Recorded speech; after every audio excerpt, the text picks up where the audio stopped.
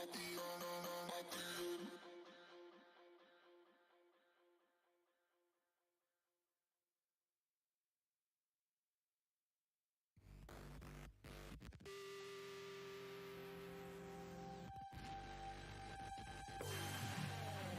12-year-old producers who always ask us how we make our growls. They ask why their baseline so much.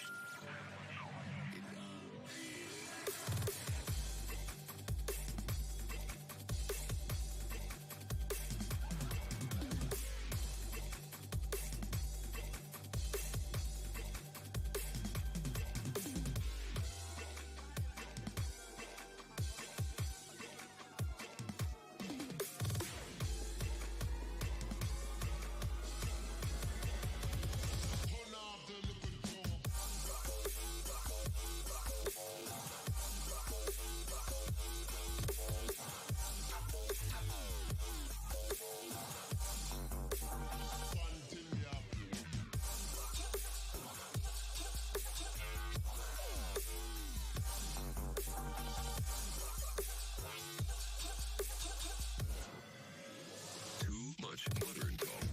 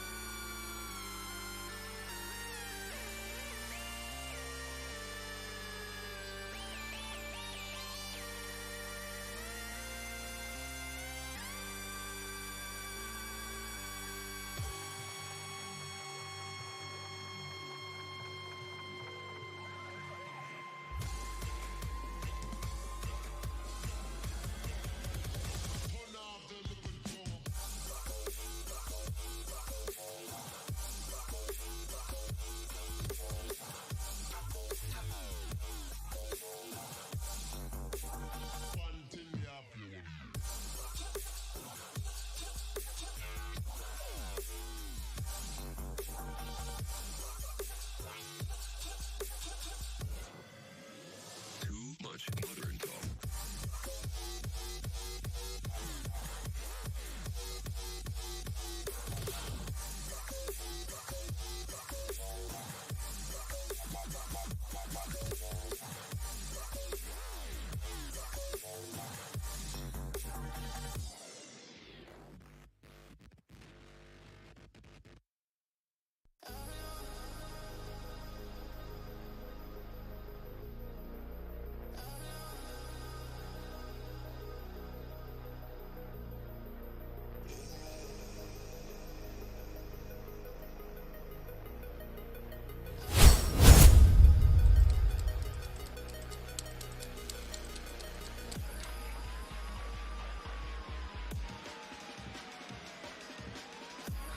Hi guys, I exist now. What up everybody, it's DJ AlphaTyler and we are here with an album review from my man Skeem's new album, Long Live Pop Puck. Before we get into it, if you guys don't know already, where you can grab physical copies, where you can find info on digital copies, so on and so forth, it is at WeSkeem.com. The website and Skeem's channel are both at the top of the description of this on YouTube. Now, as far as why we are so late, I am sorry. I was going to start this at 6. Dad called. He was heading here. He's hanging out upstairs with my kid and my wife. And so wasn't really expecting to have company. It kind of showed up unexpectedly. So we do have company, though. So I'm sorry about that. You know, Parents drop in to see the grandbabies, and you can't put enough barricades around the door to keep them out, as it turns out. What up, DK? How you doing? What up? Let's see. We got Skeem. We got Jiminator. I saw Heather. I saw Bars. I saw Jason. I've seen a bunch of people. What up, everybody, though? Appreciate everybody stopping by. We're about to check out this new thing from... I already said that part. All right, we're about to jump into the album. I'm going to be listening to it on Spotify. You can also listen to it on Spotify. Unless you want to own a copy, you can also own a copy, so on and so forth. Now, I'll say, looking through the track list, I know I've got a reaction to the music video for Spotlights. And I've definitely not heard You're Gone with DK and 100 Koofies. And it's definitely not already my favorite song that I've heard from the album at all. By any means. But, you know, since I haven't heard it, we're going to be listening to everything fresh. Actually, everything besides those two songs we are going to be listening to fresh. I'm excited to jump into it. You guys are along for the ride. Thank you for joining me. And let me cut off this this weird stuff that we got going on in the background right now. I'm on the only platform that matters. My favorite track from the album is Underscore. Well, I haven't heard it yet, so we'll find out if that's also my favorite track from the album. I really like Spotlights a lot. In all seriousness, I really do like You're Gone with DK and 100 Koofies a lot. Like, I may have broke the fourth wall about a month ago when someone was talking about, you know, doing a pop punk type song with a rapper featured on it and everything, asking if anybody would be good for that. When we get to the third track, 100% DK and Koofies have killed this, because I definitely have heard that. I'm sure that Long Live Pop Punk is also fantastic with I was reading PFV and I was trying to say with Postcard. And so I'm looking forward to hearing that one as well. The other features on the first track, we got Gatsby, not surprised. Fifth track, we've got Postcard. Seventh track, we got Xavier's Soul. I actually don't know Xavier's Soul. 10th track, we got Dwayne Jackson. And then on track 11, Worthless, we've got Dad Bod Todd, which I'm excited to see. All right. I had a crazy vision. Y'all nailed it. Yeah. Interested to see what you thought about our song, because the blend was so interesting. Skeem did a great job. Yeah. I'm excited to hear it again, because I've only listened to it one time. I don't even know if that was like well, we'll get into it. Let's go. So starting off at the beginning, I'm going to play everything off of Spotify just to get that stream in. And then if we fall into something that has a music video, I'm going to switch over to YouTube, which I think the only music videos are Long Live Pop Punk and Spotlight. Unless I'm wrong. All right. What's your reaction to the epic Mario rap, the movie? I was like, I knew I was the only one to call Manny a culture vulture. That guy sucks, man. All right, let's go. Long Live Pop Punk. We're starting with All We Need featuring Gatsby. Let's get it.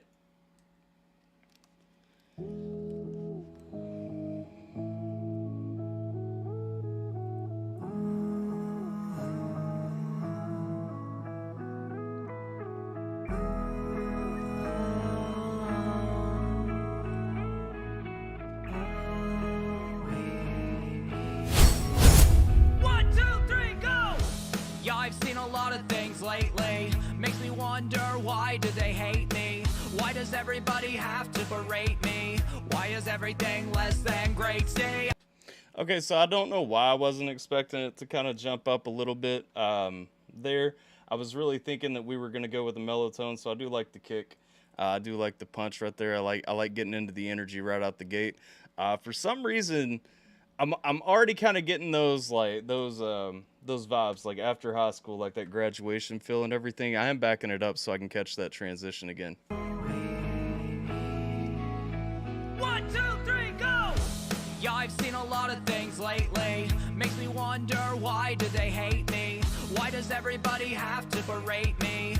Why is everything less than great? See, I don't want to show these emotions that I grow as their comments overflow about topics they don't know. I think, is everybody slow, or are they putting on a show, saying if I can undergo the traps they set to make me blow? No more bending for the people who won't compromise. Don't attempting helping bigots open up their eyes. Simple message, your opinion isn't sanctified, and I'm not gonna entertain the stupid hills where losers die. It looks like all we need is a little humaneness. And so really, like halfway through the song, I'm gonna go back so I can catch that hook again. Through the first part of the song so far, it really does sound like a tone setter song. I mean, we're trying to get some angsty feel in there. We're trying to get some rods in there, you know, just some waves, just some vibes and everything. I'll be interested to see how the hip hop part comes into this, because while I know the tempo kind of picked up a little bit there from Skeem, this doesn't really seem like a hip hoppy song. But I do know that Skeem would have put Gatsby on it because he felt like Gatsby fit, and so I'm guessing there's going to be a little bit of a transition coming up. Let's go. Undergo the traps they set to make me blow. No more bending for the people who won't compromise. Don't attempting helping bigots open up their eyes. Simple message, your opinion isn't sanctified, and I'm not gonna entertain the stupid hills where losers die. It looks like all we need is a little humaneness. The world is so obscene on the cusp of greatness. Wow, but we don't know how to all hate less now. Well, I hate their sound, so it comes back round. I think that all we need is a little less lameness. So what I do like about the hook here, because I was actually taking in the lyrics there, I do like the thought, you know, we're talking about negativity, we're talking about pessimism, we're talking about, you know, crashing around, kind of the world just sucks. That's not specifically what he's saying here, but I mean, really, that's the tone of it. And that's not a lie. Like, the world does suck, and what we need is a little creativity, a little uniqueness. You know, everybody be your thing. Don't just be boring and fall in the background and be like everything and everybody else. Like, one interesting thing about these pop punk albums that have been coming out, that Skeem's been putting out, is that Skeem was established with a lot of hip hop artists before he kind of got into this vein with like the hip hop side, and everybody was kind of looking at Skeem as, you know, an engineer, a rapper, you know, a reactor, whatever the case, you know, whatever he came to Skeem for. But that evolution kind of broke him outside of that lane, and kind of gave him that perspective, gave him that side where he gets to be now. I don't really know anybody that I can think of right off the bat that is in kind of like the independent scene, especially the YouTube scene, you know, linked up with other artists kind of at this level, in this vein, in this lane. The artists that Skeem is connected to, that's doing the same thing, that's doing really kind of going outside of their bounds and doing more than just, you know, rap, doing more than just that one thing. And so I do appreciate, you know, while this song is talking about in general terms, it kind of speaks to what connects me kind of to Skeem's music. Of course, there's nostalgia when he's coming with pop punk. Like, it reminds me of, you know, my youth and everything. But there's also that side of, it's just refreshing to see somebody not just taking the easy bait, because you can keep making rap songs, you can make troll rap songs, you can make shitty rap songs, you can make, you know, whatever. And there's going to be a market for it to some extent. But the fact is, like, dude's actually doing what he wants to do instead of just taking the easy lane. Little less lameness.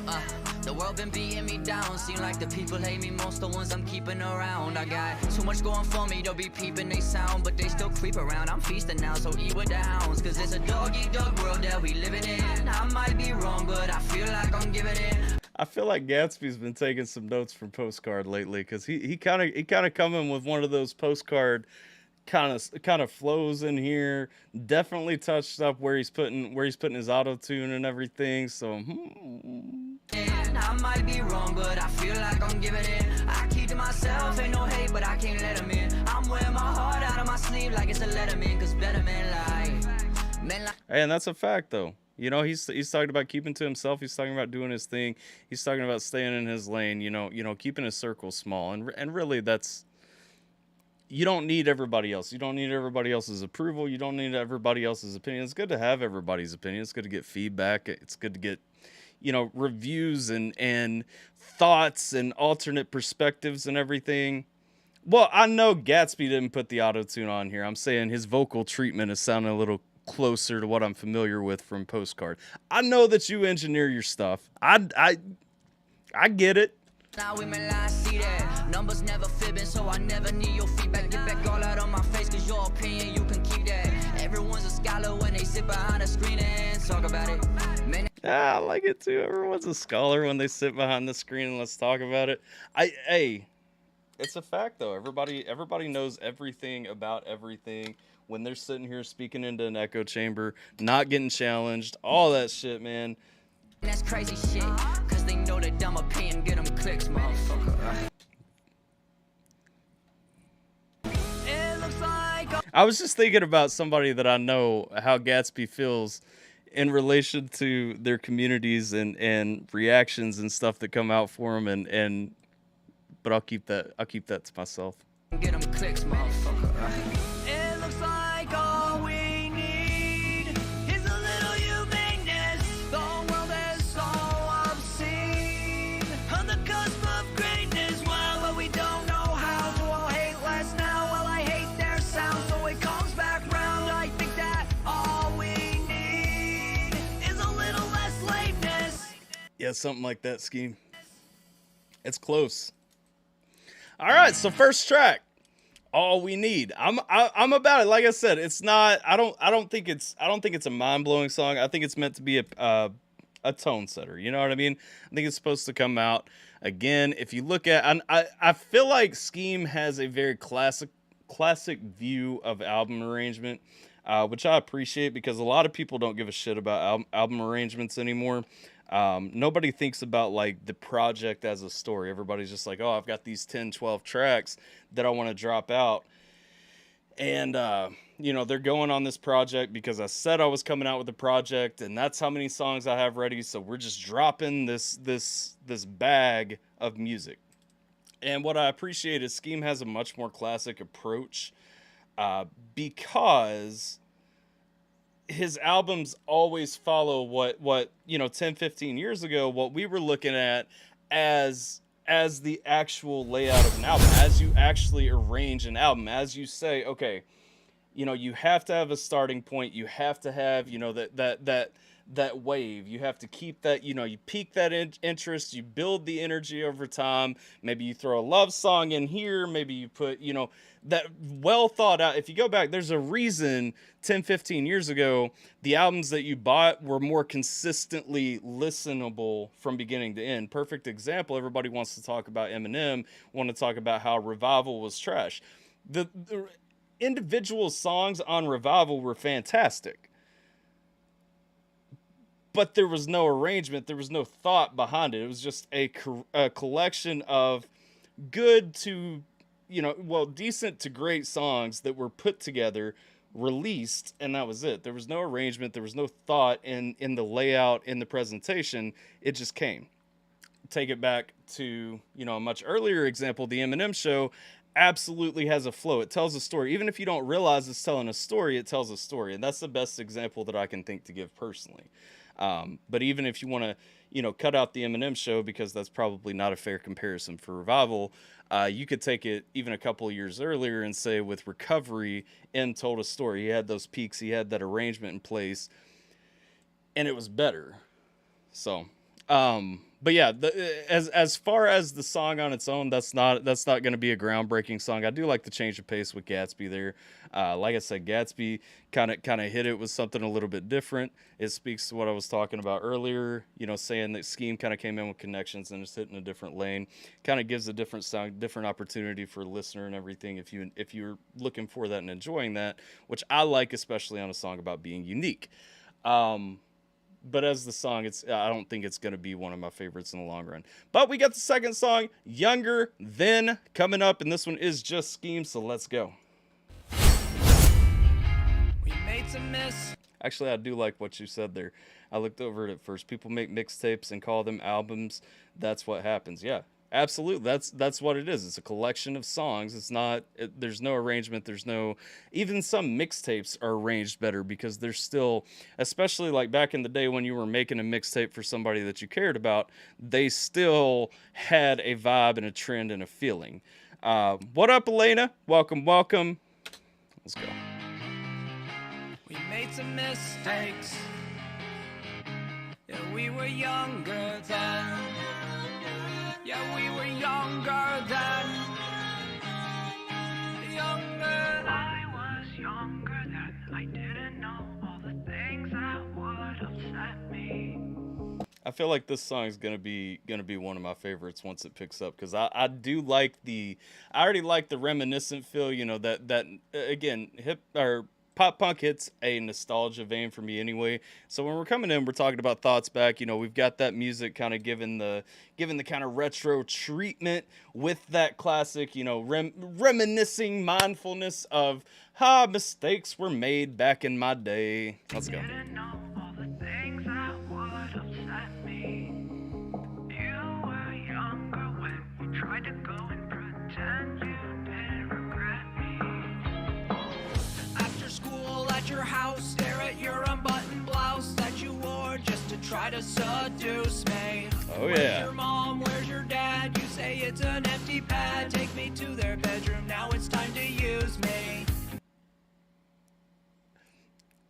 So, okay, so we got the unbuttoned blouse trying to seduce me. Actually, I was hanging out. Shout out to Hella Depraved and what is Hella Depraved, but what is Depraved Slasher and Hellcat's what I was trying to say.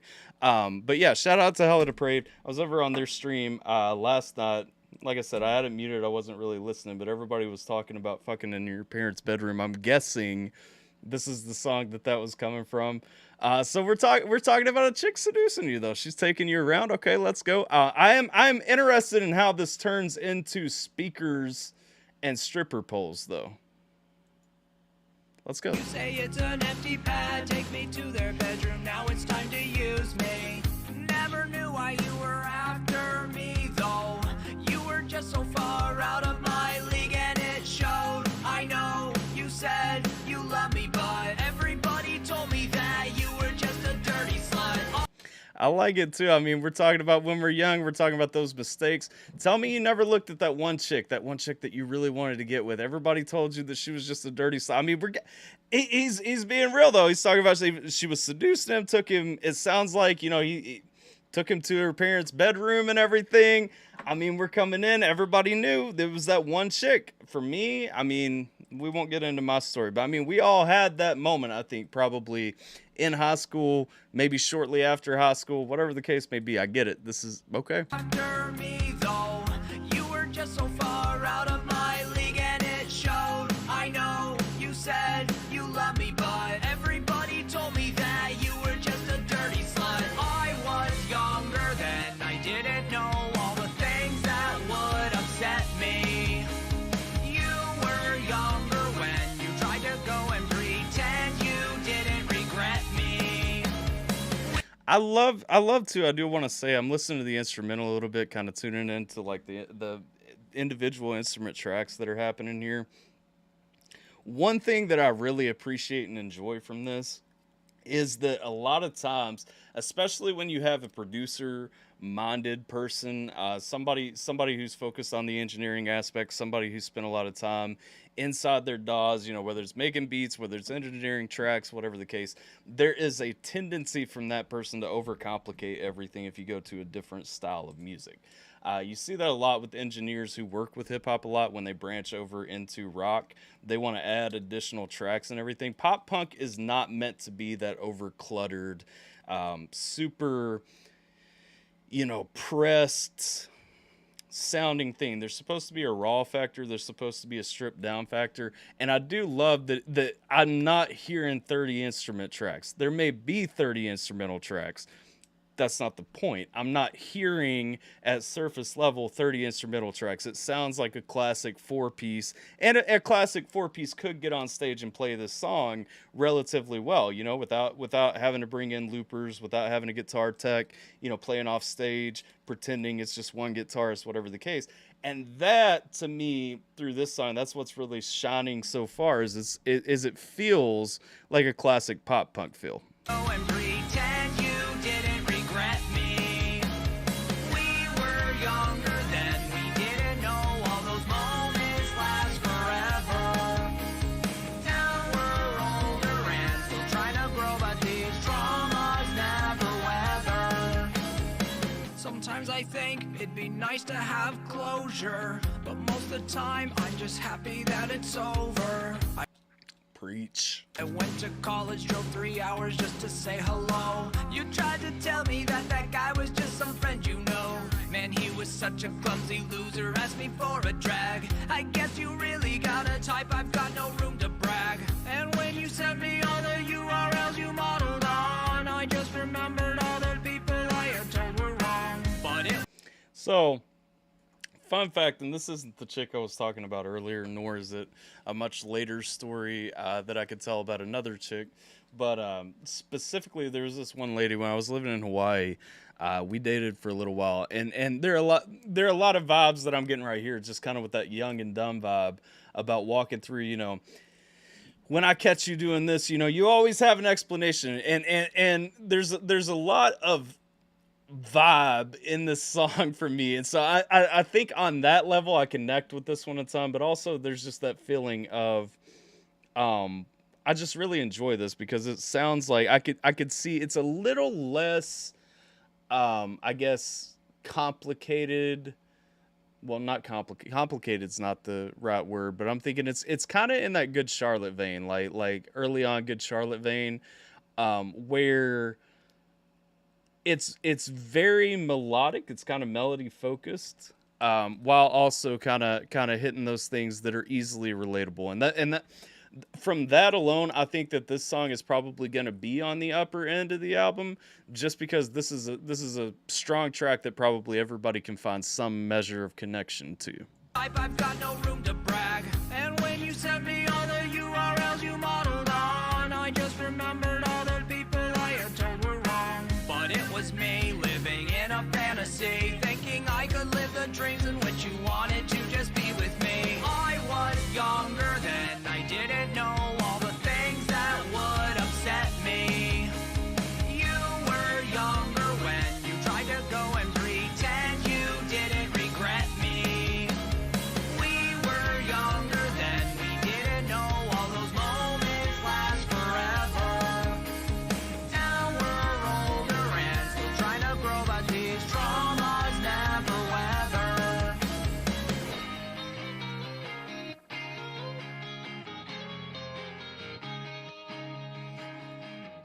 Yeah, 100%. Now that we have the tone of the album going on, and we've gotten into this song right here, kind of throwing some substance out there, throwing some stories in there. I truly enjoy Younger Than a ton. I won't say that it's going to be impossible to beat, but Younger Than is definitely my favorite of the first two tracks.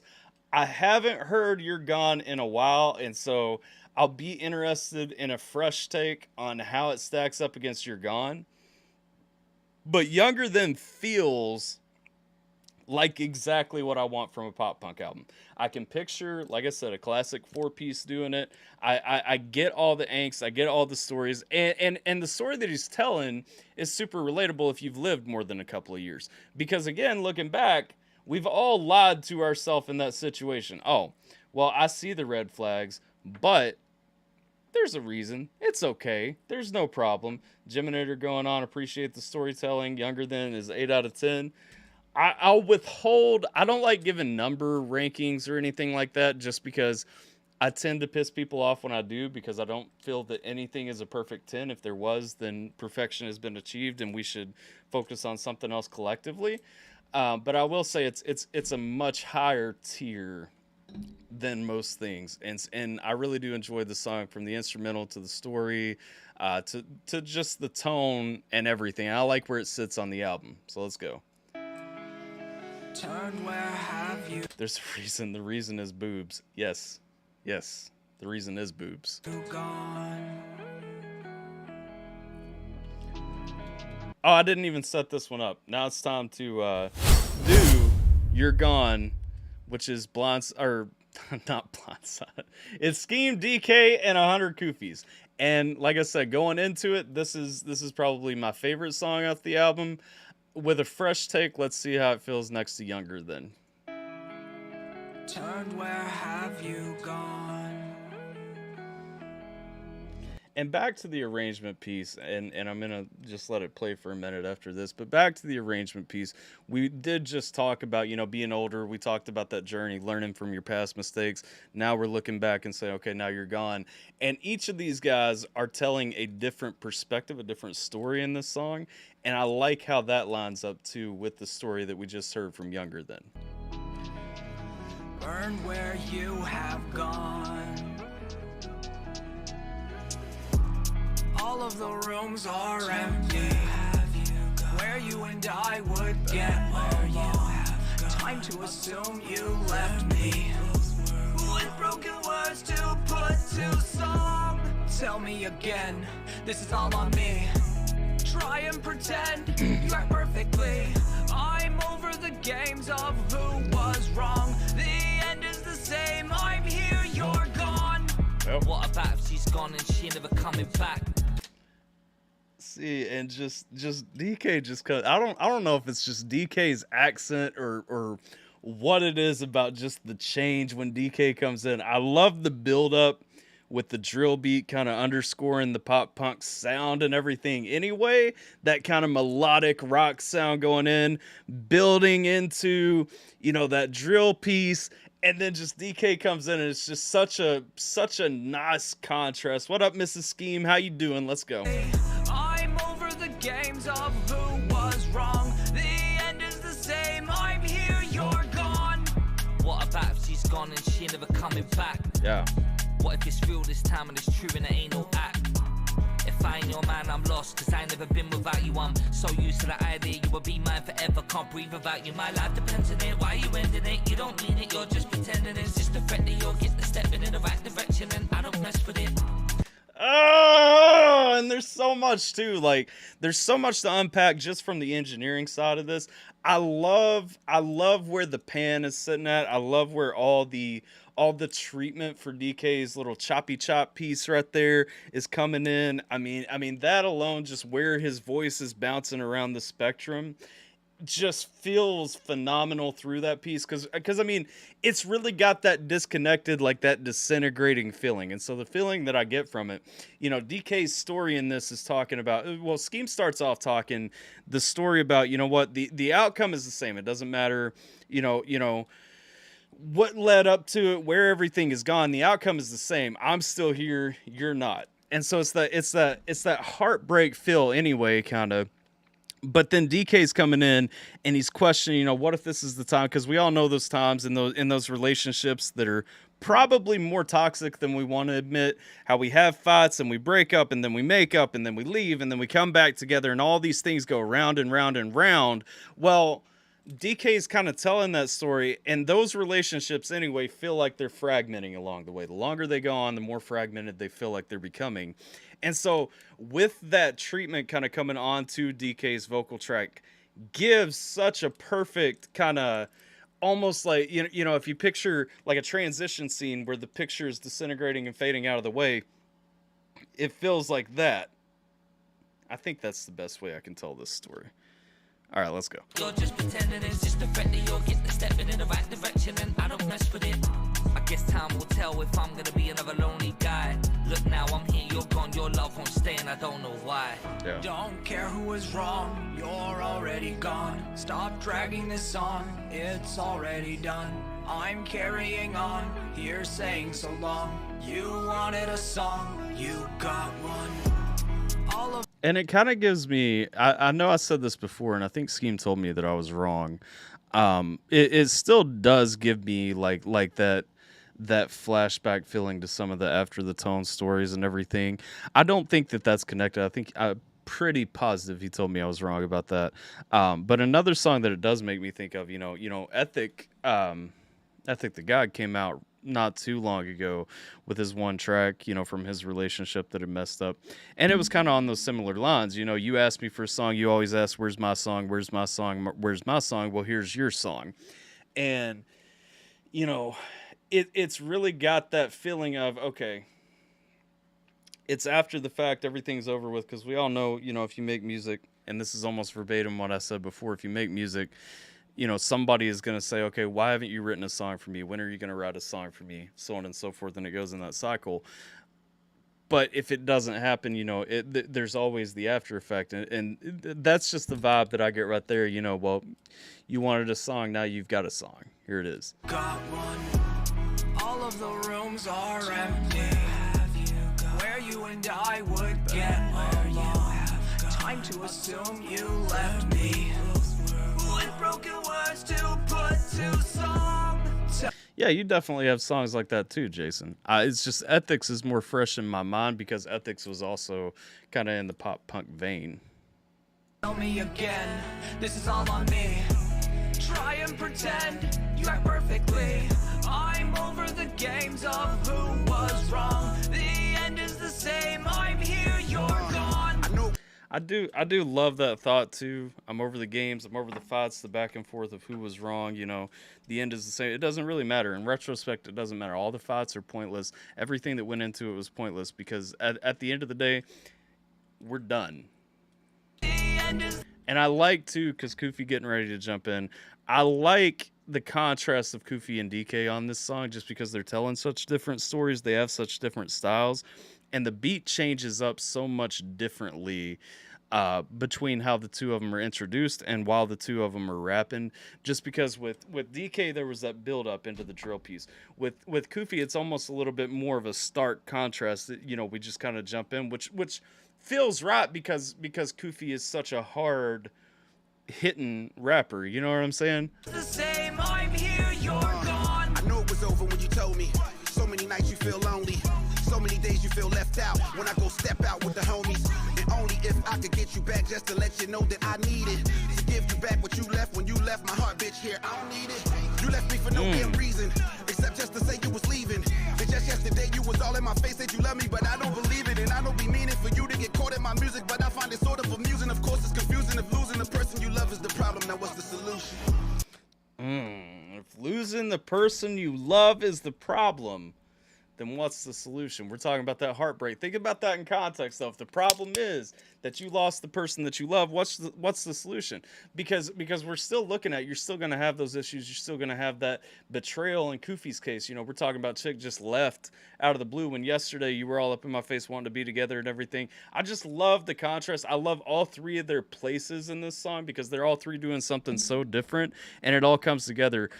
In retrospect, okay, so going into this, one of the All of the rooms are empty. Where you and I would get along. Time to assume you left me. Done with this fight, I'm here, you're gone. And again, just that no resonating tone to end, really, just that stark end, and I'm about it. I think it's fitting for that song. So that was You're Gone with DK and 100 Koofies. And so going into that one, my question was, am I going to like it more or less than Younger Than? And honestly, still haven't heard Younger Than, All We Need, and You're Gone now. You're Gone is still my favorite song off of this album that I've heard so far.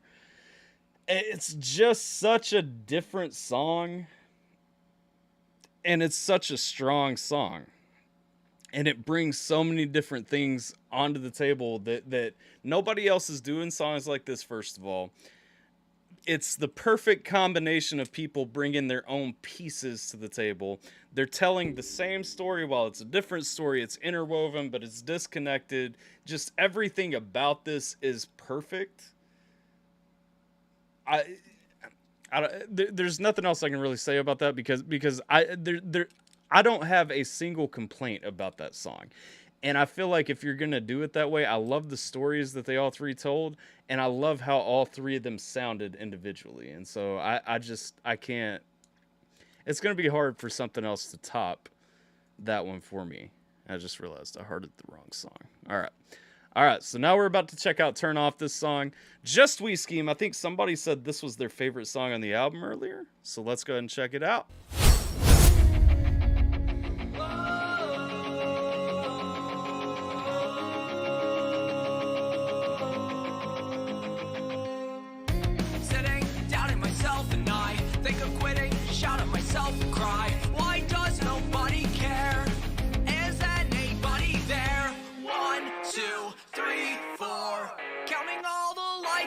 Mentions 5, 6. Hold on, wait, did I mention? I think it's time to turn off this song and go outside.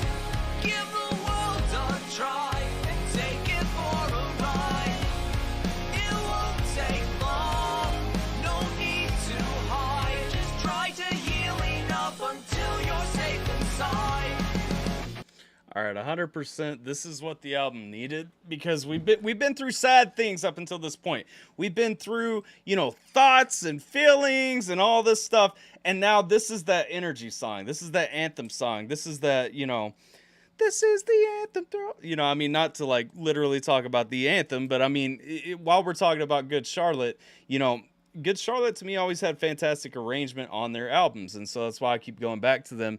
And I think this too is kind of in that same vein with that same energy. This is that pick me up song that we really need right now, and it feels fantastic where it's at, but also as a standalone song, it's just it's great because we're dealing with those issues of, who's really here for me, who's supporting me, do I need people, so on and so forth. And it's kind of got that, because I have heard Spotlights too. And it's kind of like a prelude to Spotlights for me. And with Spotlights being so much later in the album and this one being where it is early in the album, I like that disconnect with the connected message, but they've got such a different feel. Even though they've got similar energy, they've got a different feel, and the message is connected, so I appreciate that. Yeah, everybody trying to tell me how to feel. Wonder are these true emotions, what is even real? Crazy notions, filling oceans, it all seems surreal. Doctors selling us the potions, but nobody heals.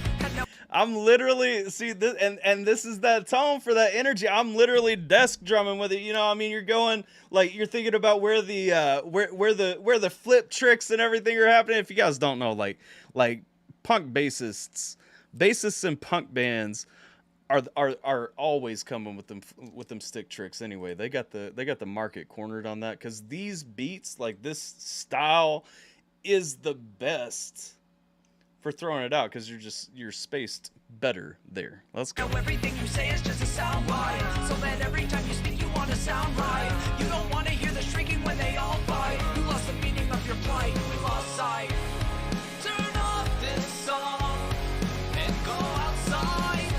Give the world a try and take it for a ride. I think my only complaint on this song, and it fits the song 100%, is just as a drummer, I want to hear cymbals resonate a little bit more.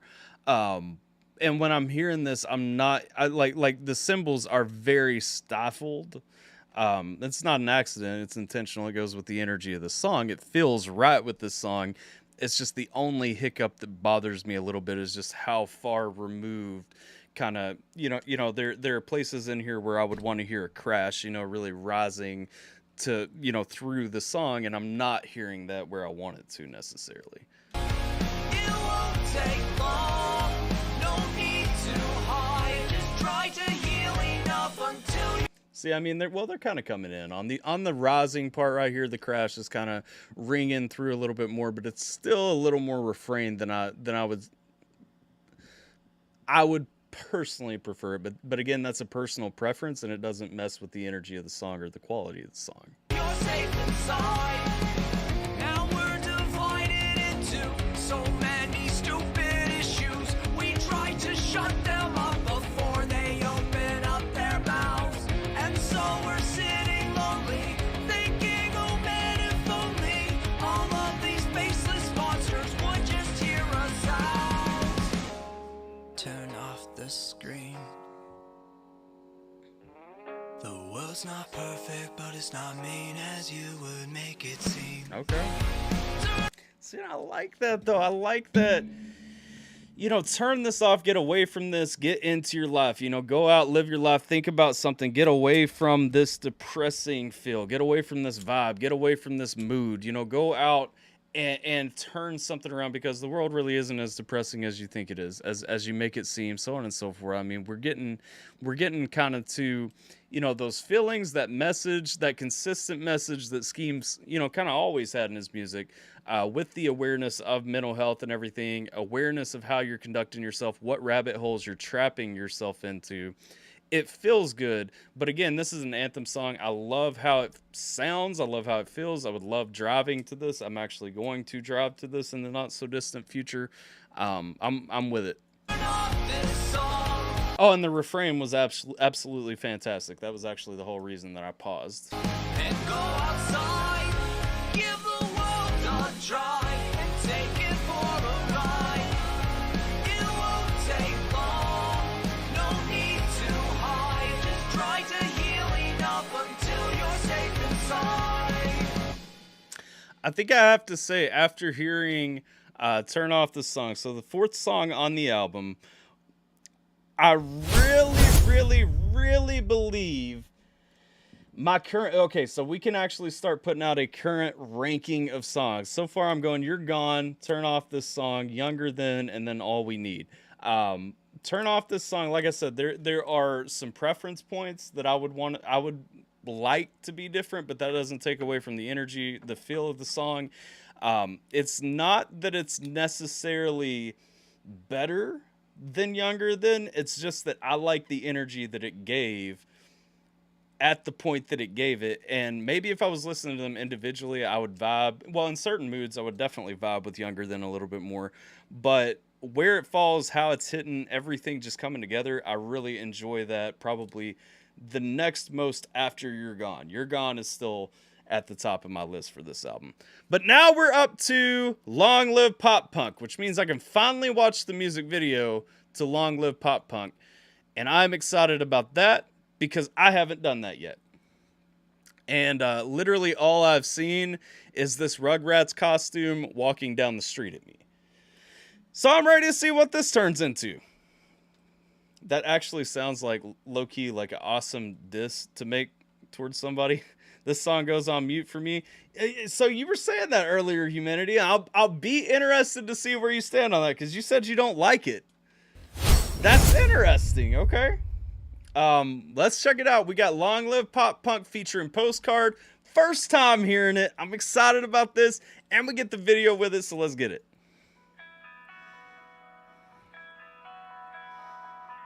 My man got the shoes and everything. Hold up. You got the slip-ons with the Rugrats too? Come on, dog. I don't even like the Rugrats that much, but that's dope.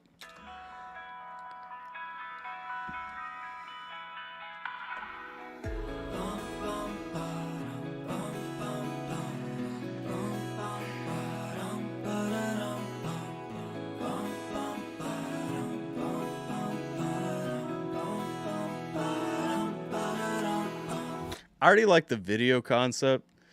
It's because he didn't like Matt personally, not an actual thing. Oh, okay. Well, that makes sense. Okay. So I already like the video concept, first of all. Before we even hear a single word off the song, it's already, you know, thoughts back to those younger days. You notice that he's pushing the swing with nobody sitting in the swing. So again, like that's kind of reminiscent when you're pushing your friends on the swing, when you're getting on the jungle gym, you know, running around and everything, you know, going up the steps, down the slides and everything. You know, he's a grown man doing these things, still jumping through and climbing through and everything. It's that feeling, that thought back to younger days and everything. With Long Live Pop Punk, that is an anthem calling out, long live this thing from my childhood, just like his outfit that he's wearing here. The Rugrats outfit, long live my childhood. If you don't get nostalgia, you're just not human. And if these things aren't part of your childhood, that's fine, but you're not the same age as me if these images are not part of your childhood. You know what I'm saying? Matt seems like a cool dude. It's not a personal thing. Okay. So you just don't like his music. Well, everybody's got a personal preference. Let's go. look outside. Everyone sees the clouds and divides into little angry crowds. No surprise. Oh yeah, and we've got so we've got the nostalgia contrast from the videos so far going into this. This one's gonna get me in my feels. I'm gonna try and limit my opinions on this, but I mean y'all know already that I agree with what he's saying right here, because I hate that as we become older, when all the stresses of the world come in, when we have, so much more to deal with, so much more to think about, so much more to go off of and everything, we still divide ourselves into these little camps and do this stupid song and dance where you have to, it's tribalism. If you're black and I'm white, we can't get along. If you're, conservative and I'm liberal, we can't get along. If you're whatever you are and whatever I am, rather than us still being friends despite those differences, like we did when we were kids, when those things didn't matter as much. We see these little clouds, we see these storm clouds, we see that rainy day, we see that, that issue coming up, and we divide into one of two little camps and just bicker and fight. Come on. Divides into little angry crowds. No surprise that we don't see eye to eye when you're blind and you keep to your own kind. I don't care, I'm here living my best days. I love. Oh no! Oh, all of you that said you don't like this song, how do you not like this song though? Just that instrumental right there. My heart hurts for you people. Kind. I don't care, I'm here living my best days. This. Away what you say will not set my mood astray. Hand in hand, on a slave to the dismay. Long live pop, anthem for a new today. I love this man. He's portraying an innocent mind. He's portraying a mind that isn't corrupted by the system, by the world, by the issues and all this stuff. And what we're coming back to, what we're talking about, what we're showing right here, I'm just going to keep living my best life. I'm going to do my thing. I don't care about your negativity. I don't care about your naysaying. I don't care about, the negative impositions of everything from the world. I just want to live my best life. I want to have happy thoughts. I want to have that warm spot where I'm wearing my Reptar jammies and stuff. You know what I'm saying? And playing on the jungle gym. Come on now, be happy. Why the fuck don't people want to be happy more today? I'm here for a good. Hold on, I want to back up and get the transition into postcards piece. Let's see, as I said, Skeem was the only one I needed in this song. Okay, well, we'll see. We'll see how I feel about postcards. I'll say Skeem's part has already killed it for me. I from that piece alone, unless it goes downhill from there, this is my favorite song on the album right now. Anthem for a new today. I'm here for a good time. I hope it's a long time. Will you hold me as I run? A deer in the headlights. I can't get my head right. I want to show what I've become. So there is a contrast with postcards piece. I understand how that would detract from the song for you. It does not for me, specifically because of what he's talking about. To me, postcards coming into this song as that negative mindset, as not necessarily as that negative mindset, but the difference in the tone of what they're saying is that Skeem is saying, you know what, I don't care about all that negativity. I don't care about all that stuff. I'm going to live my best life. I'm going to be happy. I'm going to do my thing without all this. Postcards go into a little bit more of a sing-songy piece, and so that may not be your style out the gate. But either way, he is coming in with that other perspective. And so I think the sing-songy piece kind of fits a little bit more because he's coming in with that perspective of this is me trying to come to grips with the fact that the world has shaped my mind into this negative thing. I'm not pure anymore. I'm not that positive force anymore. I can't be that happy person that I used to be. This is why. This is me trying to come to grips with my new reality after I've lost the innocence of my childhood, after I've been tainted by, the world as it stands rather than my image of what the world could be. And I think it fits absolutely. It's even, look at the change in location. Skeem's playing on jungle gyms, throwing swings with imaginary friends and stuff, Postcard's sitting here at a lake reflecting, thinking about it. It's almost like he's sitting on the edge of a pond, lake, whatever. Well, it's a pond. It's not a lake.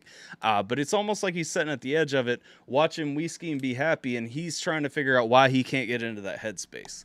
I wanna show what I've become. You were my only way back home. So where is the love?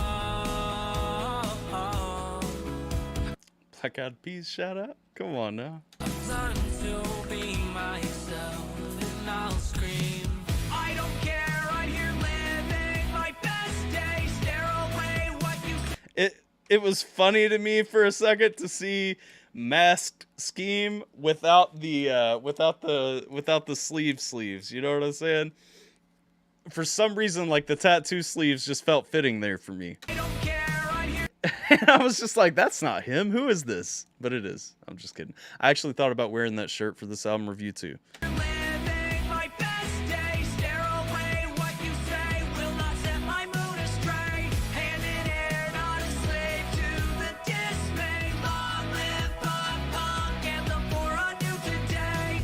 I love it. I love the energy. I love even going back, masked Skeem with the hook right here, just showing, you know what, you can be a kid. Wear your jammies, Go out, put your mask on, be what you can. Be you. People, be you. Have fun. Live life, love life. Everybody wants to talk about doom and gloom, and we're in the last days. And you know what? Maybe we are. Maybe we're not. Maybe we're bringing more negativity and darkness and destruction and doom and gloom on ourselves than we fucking need to, just because we spend so much time wanting to say, you're wrong, instead of just saying, you know what, do your thing. But I'm not going to associate with the negativity that comes in. I'm going to stay positive. I'm going to stay happy. And I curse the institution, but I'm losing hope in humans. I don't care, I'm here living my best day. Stare away what you say will not set my mood astray. Hand in air, not a slave to the dismay. Long live punk, anthem for a new today. Sing along if you're here for the best days. Rock and sway, dance and play, won't have it any other way. Hands in air, we aren't slaves to their dismay. Long live punk, anthem for a brighter day. I love everything about this song. I love this video 100%. Like, this is my favorite song that I've heard from the album so far. Like hands down, easily my favorite song from the album so far, just because it is such a, I'm here for that perspective. You know what I'm saying? I'm here for that mindset, because I'm so tired of everything just being doom and gloom, being negative. And if you try to be positive, you try to take the perspective in a different direction, somebody's going to say, well, you just don't care about what's going on in the world. I care what's going on in the world. I talk about those things at length. I'm happy to engage in those conversations when it's relevant, but I also don't want to have them every minute of every single day. I don't want to dwell on all these things. Sometimes I just want to go out still at 31 years old to the park with my best friend and sit on a damn swing set. You know what I'm saying? Like that. And there's nothing wrong with that. There's nothing wrong with that mentality, that mindset, that mental state where you just need a break from all the negativity and you need to appreciate life. And I'm with it. Might be my new favorite Skeem song overall, and it's not just because of the negativity coming in, but it just, that song to me was perfection, because that's what so many people want to overlook and don't want to see. And it's literally that easy to change your mindset from the negativity. Gets a big ups from me. So next we got Offline Boyfriends. I have no idea what direction that's going to go in, but I'm excited to see. So let's go. Let's go! Let's go! Yes, let's go!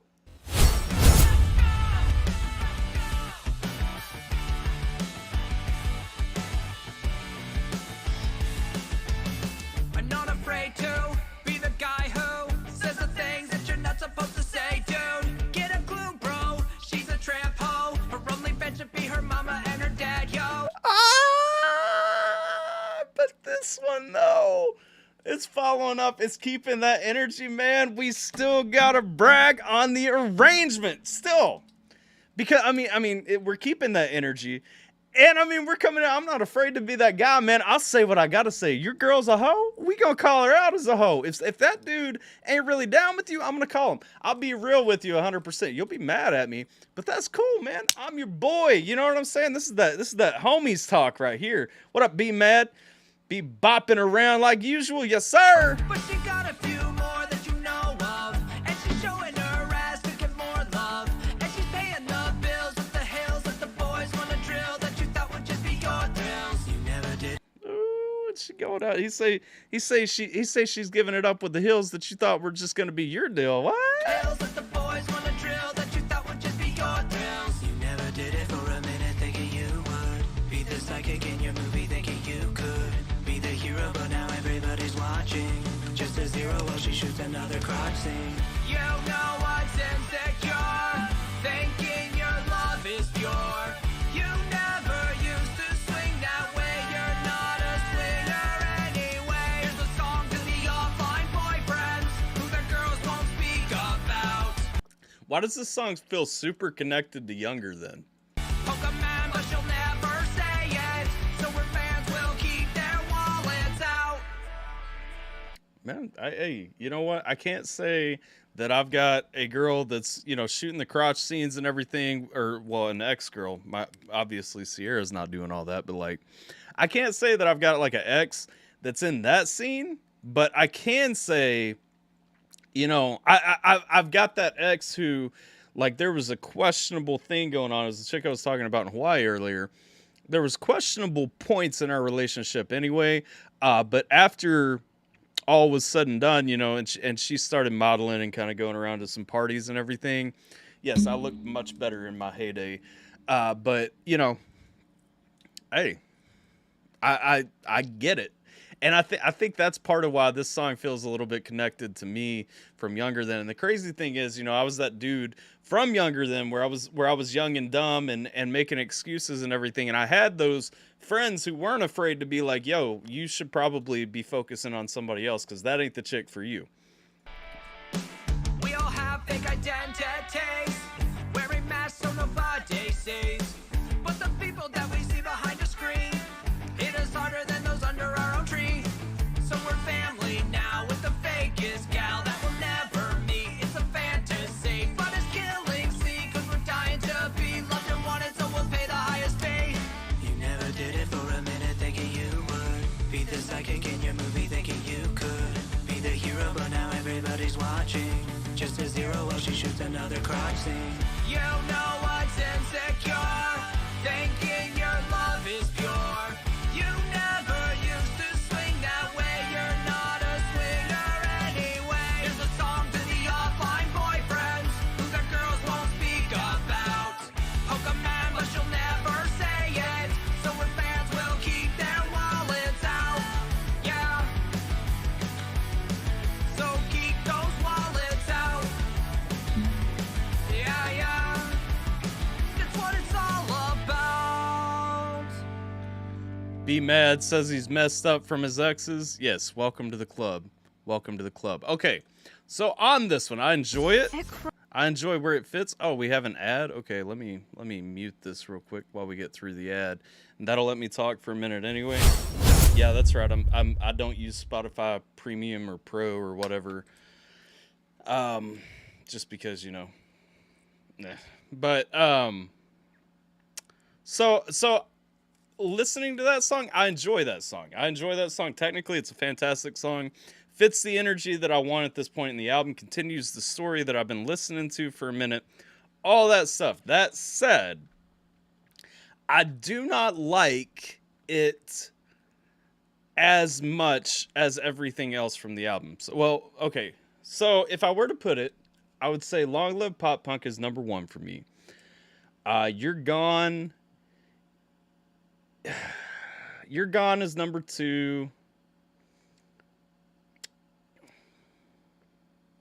This is where it gets tough to kind of rank. So I would say You're Gone is number 2. Probably Turn Off This Song, then Younger Than, and then this one, Before All We Need. Just because Offline Boyfriends, while it was a solid song and it felt like a good song, there wasn't a moment. To me, it's continuing a story. It's continuing a vibe. And I enjoy it. I like it. Just not a favorite from the album for me. 100%. That's my full thoughts, I think. But we have Underscore coming up next. Apparently, I have all the ads in the world on Spotify. And so this is a brief moment of intermission. How's everybody doing so far? Everybody seems to be vibing with the album from the messages in here. If you guys are watching the replay on YouTube, make sure you drop a comment, drop a like. And if you guys like the album, make sure you go buy a copy of it. Check it out. So far, beginning to end, this album feels like a project. This feels like a whole album. It feels like a whole work. And I completely enjoy the whole product. There we go. That's what I'm looking for. All right, we got Underscore featuring Xavier Soul. And I don't know Xavier Soul. So this is my first time hearing him too. So let's go.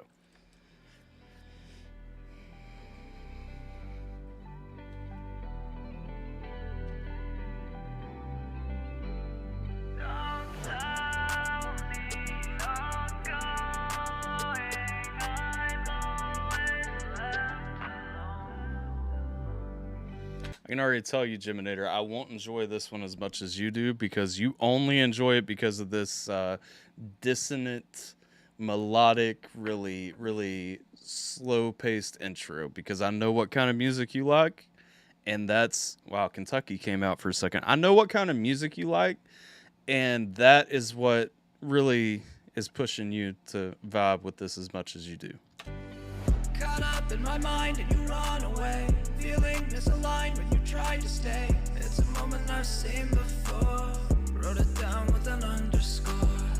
Something is wrong with me in my head, I try to get it out, but instead all of the guns have turned back to me, and I don't even know the way I should dream. Nightmares, dark fares, ensnare, no caring, pair your flare you wear until there's no one there, there's no one there. Okay, so we're talking about that feeling, we're talking about that moment, we're talking about that vibe, you know, marking it down with an underscore and everything. We're talking about, you know, something that you really want to remember, don't want to forget. And we're getting into the melodic hip-hop kind of feel with this one. I do like the change of pace. There you were until there's no one there, there's no one there. Write it down now, try to remember all the friendships I went through, dismember every single person that I pushed away when I was trying my best to make them stay. Caught up in my mind and you run away. Okay, I do like the feeling that this evokes, though. I mean, we're talking about, you know, trying to get people to stay, remembering kind of that mental state, remembering where you're at mentally, where your mindset is at, you know, remembering the impact that you've had, whether it's self-destructive, sounds mostly self-destructive from this perspective. I'm 100% with that feeling, as somebody has been that person who has pushed people away kind of to do what I wanted to do, to kind of progress in the direction that I felt that I needed to go, and then come back and found out that that was the wrong direction. This one kind of speaks to that part of my mental state. When I was trying my best to make them stay. Caught up in my mind and you run away, feeling misaligned when you try to stay. It's a moment I've seen before, wrote it down with an underscore. I'd shout to not go, but the time has passed, and now we both know we can never last. I've lost lovers and friends and more, pin the mistakes with an underscore. I've been under more stress than you know. Mark out your name as you go, and I've lost lovers and friends, cause everything ends eventually. Your blood will run cold. My soul is left on these pages, and I know the harder I brace myself for impact, the harder it hits back. It's breaking my syntax. How do I face this? I like that. I like Xavier's part in here, because everybody else to this point in the album, everybody is given kind of a contrast to what Skeem's doing. I felt like Xavier kind of came in and did a compliment to what Skeem's doing. And that's nice. I mean, you know, that's a nice type of feel. It's changing up the feature feel. He's kind of coming in with his own perspective on the same issue, talking about similar subject matter. Very artful in the delivery of it. And I know the harder I brace myself for impact, the harder it hits back. It's breaking my syntax. How do I face this? I love that line. The harder it hits back, it's breaking my syntax. So how do I fix that? Hold up. The harder I brace myself for impact, the harder it hits back. It's breaking my syntax. How do I face this? Okay, he ended with fix this. I said it wrong the first time. I said fix that. I really enjoy what Xavier brought into this song, and this is my first time hearing Xavier, and so I might need to listen to some more from Xavier's soul, because okay. Up in my mind and you run away, feeling misaligned when you try to stay. It's a moment I've seen before, wrote it down with an underscore. I'd shout to not go, but the time has passed. I love the harmonies on this album. I haven't really called them out to this point on the album, but they're especially haunting, you know, in the left ear kind of to the back on this song in the hook. I love where they hit, because they're just such rotting harmonies that just feel so ghostly and necessary to a song like this. It's almost like ghosts of your past. You know what I'm saying? It's almost like that feeling of hearing like the echo of your lamentations, if you will. It's a moment I've seen before, wrote it down with an underscore. I'd shout to not go, but the time has passed, and now we both know we can never last. I've lost lovers and friends and more, pin the mistakes with an underscore. I'm staring deep at all the pages that are underlined, but all my demons break the cages that are underlying. And I like that too. You know, we're talking about remembering those feelings, remembering those moments, remembering those things, marking them down with an underscore. And he's kind of going into this more rapper scheme bag, kind of talking about how he's got pages. So, you know, you're talking about individual moments earlier. You're talking about thoughts, you know, feelings, moments, instances, whatever. But there are pages. So that implies that, you know, there's just this collection of them, this massive collection of them, and it kind of gives the song weight. It gives the message of the song weight. I'm staring deep at all the pages that are underlined, but all my demons break the cages that are underlying. And then, you know, the demons, which are drawn from those instances and everything to a certain extent, are breaking the cages that are underlying and everything. So what's meant to be holding them in, what's meant to be holding them away from me, they're breaking through, they're taking over because of those moments while I'm searching through all the pages. I'm trying to reflect. I'm trying to find that clarity. I'm trying to avoid making the same mistake. My demons, the collection of those problems, you know, the result of those problems, though, are stopping me from actually going back and learning every lesson that I need to learn. And if I don't continue to rage, my goals are undermined. So fill a fight is dark inside these spaces, there's no wonder why. And if I try to fix my mind and make them think I'm like the kind that bricks that don't get reassigned to other freaks for something I'm not the only one alone, wishing that I could just be known. I've never outgrown the pain of being disowned. Write it down now. Never outgrown the pain of being disowned. And again, you know, we're talking again, that feeling of being discarded.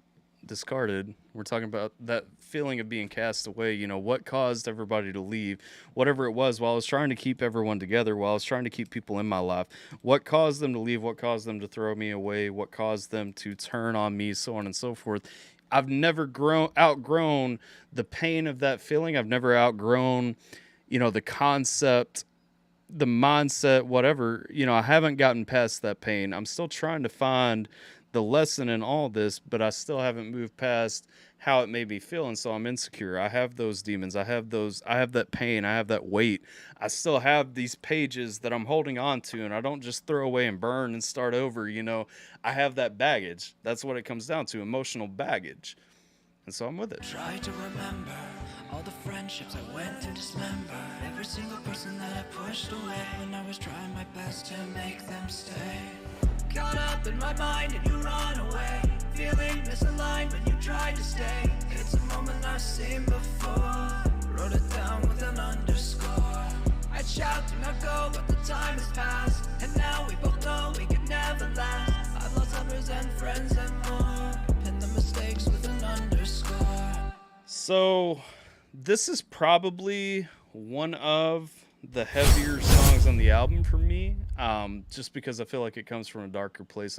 I feel like it tells a story that I can connect to and reflect on and relate, you know, more evenly to. And I really enjoy that song. Honestly, I'm kind of past the point of trying to rank every song on the album, and I'm more leaning towards saying that one is up there in a completely different direction, but on a similar level to Long Live Pop Punk, just because it feels, you know, well, not even it feels. There is a lesson in that song for you to latch onto, especially if you've lived that same experience. And to me, that is an important song. You know, it's a vibey song. It's a more situational song. It's not one that I want to listen to all the time, because it's going to make me think about things that I don't necessarily want to think about all the time. But, you know, the depth and just the emotion, the actual feeling, the production, just everything about that song really kind of brings full circle what I want it to bring. And so that one is, I still think I like Long Live Pop Punk more, just because it's the energy that I want from pop punk. This, though, as a standalone song, as a standalone work and something, especially when I'm in my emotional bag, like, that's going to be the go-to, you know? But all right, we got Promise Me coming up next. Another standalone from Skeemy. Let's go.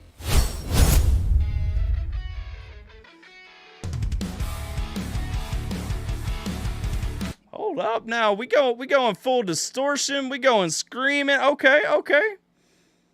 So we went from high punk energy to melodic hip hop pretty much, and now we're coming back in on that thrashier post punk feel. Okay.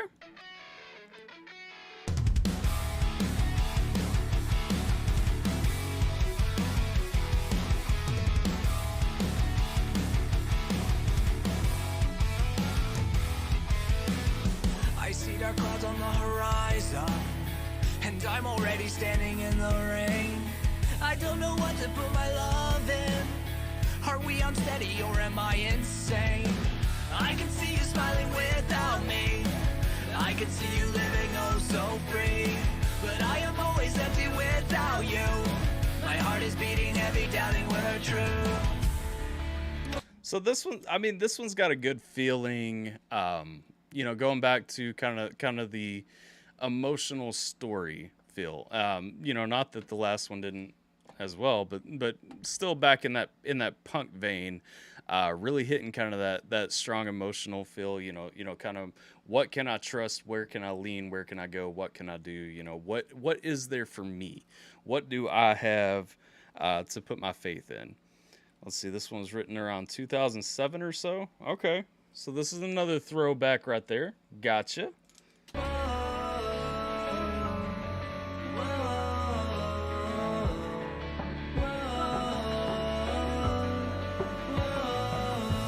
Promise me you'll still be there if all of this comes undone.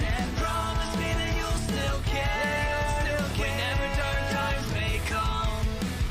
I feel like we are heading to despair. I'm losing the little hope I grasp. I wonder, do you even care? I say your name with every gasp. I do like the more raw feel of this one. It feels a lot more raw. as well as where it fits in the story, because again, if we're, well, in the arrangement, it's not necessarily a connection of the stories that are on this album, but it feels like it fits in that same story. And with the raw feeling, that really plays to the fact that everything else, you know, Younger Them was retrospective, thinking about, you know, issues going on. You're Gone was retrospective, thinking about the issues that had happened. This one feels more raw. It feels more chaotic. There's a lot more chaotic energy happening in it, and it's a lot more current. Like, you know, the issues of the song are currently happening. And so it's while you're reeling, while you're wondering, we're losing touch, we're losing, you know, our connection, we're losing our feeling to one another. And how do we fix this? What do we do? You know, what do we, you know, I'm looking for something to latch onto. And so there's chaos all around me. The raw vibe really goes well with this. I could see you laughing without me. I could see you living oh so free. But I am feeling empty without you. My heart is beating heavy, doubting we're true. My heart is beating heavy, doubting we're true. Heart is beating heavy, doubting we're true. My heart is beating heavy, doubting we're true. Promise me that it's not true. Promise me you'll still be there. If all of this comes undone, promise me that you'll still care. Whenever dark times may come. But does it even matter? We just don't know. Do you ever feel the same way? I can see disaster faster. And no, please, what make you stay? You don't need to promise me anything. I think that I'm going to give this up. And though I want to give you everything, I've come to realize that I'm not enough. So please live on smiling, laughing, loving without me. I'll be fine, I'm trying. Live your life, I set you free. Just I like that. Like I said, I mean, we're coming to grips with the ending of this relationship, with the ending of this, you know, involvement together, with the ending of our pairing. And so we're coming to grips. It literally, through this song, through the chaos, through the issues and everything, feels like coming to grips with, you know, losing touch. And it belongs here. promise me that you will be happier without me. So promise me that you will be happier without me. Just promise me that you will be happier without me. So promise me that you will be happier without me. I do like that too. I mean, it's that connection. So if you've been there, again, it's one of those things where when you're losing touch, when you're losing that relationship, when you're losing that perspective, you know, when you're losing that person, you just want to know that they're going to go on and be happier without you, because you still care about them. You're losing touch. And so it is that feeling of saying, you know, you're moving on. I'm not ready to move on. I don't necessarily want to move on. Just, if you're going to leave me, I love you enough to want you to be doing better once you leave. I want you to still be happy. I want you to move on and be content, be in that place of of joy, you know? It's that I don't want this, but this is what we both need. And I, you know, again, it feels right. Now, I'm going to say real quick, looking through this track list, the next one is Lonely in the USA, and then is Come Home with Dwayne Jackson. Lonely in the USA, when I first read this, I thought it said Party in the USA, and I thought I was getting a Miley Cyrus cover. So I'm a little disappointed to reread and see that it says Lonely in the USA. Then I saw Come Home featuring Dwayne Jackson, and I thought that said Welcome Home. And so I was also hoping for a Coheed and Cambria cover. And so on both of these fronts, I'm just dismayed. But let's check out Lonely in the USA and see if it's on Miley's level. Kicking in the summer of 20. What the fuck? It actually feels like we're going in that direction, though. How? Kicking in the summer of 2009. Thought I'd lose my college mind if I heard that. Have I heard this song? I don't think I've heard this song. Why does this sound familiar to me? Summer of 2009. Thought I'd lose my college mind if I heard that Cyrus song on the radio one more time. I'd never been to a Nashville party. This is, oh my, hold up. Felt alone in the streets of... Hold up. Is this a Molly cover? Is this is this at least like a close instrumental to Party in the USA right now? Kick it. 'Cause I mean, lyrically, it's just odd to me that was my thought. And then he comes in, I've never been to a Nashville party. In Like, the summer of 2009, thought I'd lose my college. it's probably in my head. Somebody please. I mean, there are 14 people watching. Somebody tell me if I'm insane right now. Mind if I heard that Cyrus song on the radio one more time. I'd never been to a Nashville party. Felt alone in the streets of LA. Never fit in with the cool crowd hardly. Ever felt they even heard a word I'd say. Not everybody went to the party in the USA. This is definitely a play on Molly. Okay. Not everybody got invited to the party in the USA, okay? Some of us were just a little too weird to be invited to the things that cool kids do. Too excited when they called our names, or overcompensating like everything is lame.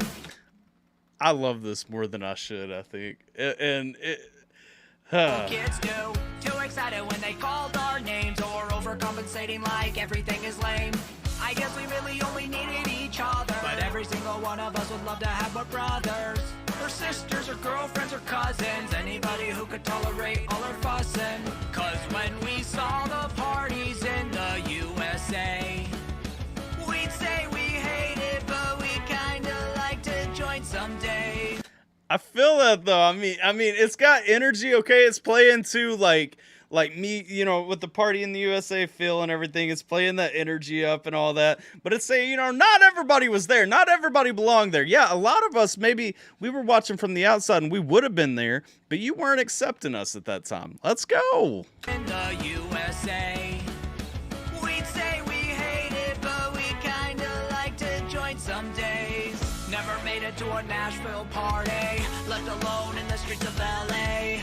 Never meant to take it out on my lay. This is for the lonely in the USA. So put your hands up if this is your song. All the weirdos and the freaks, everybody sing along. Ah! The cool kids too. Anyone who needs it, this song's for you. I love that. I love this so much because it's that Party in the USA anthem for the freaks and the weirdos who didn't necessarily belong to the Party in the USA crowd. Sometimes I feel depression, sometimes I feel obsession, sometimes aggression. Did I mention that every single therapy session taught me the same lesson? I'm better off on my own, don't play well with others that I've known. But as I've grown and seeds are sown, I wish I made less lonely homes. I don't really hate the song, don't know how to fit in, hate myself and sing along, is this where it begins? Got a missed call from my mom, said you need to make friends. I'm just stalling, treading water in the deep end. Never made it to a Nashville party, left alone in the streets of LA. Never meant to take it out on my lay. This is for the lonely in the USA. So put your hands up if this is your song. All the winners and the freaks, everybody Sing along! Those hands up, the cool kids too. Anyone who needs it, this song's for you. Just I'm with it. I'm sold on this one. Like, this is it. another day, lonely in the USA. Just another day, lonely in the USA. Just another day, lonely in the USA. It's just another day with lonely in the USA. So put your hands up if this is your song. All the winners and the freaks, everybody sing along. Keep those hands up, the cool kids too. Anyone who needs it, this song's for you.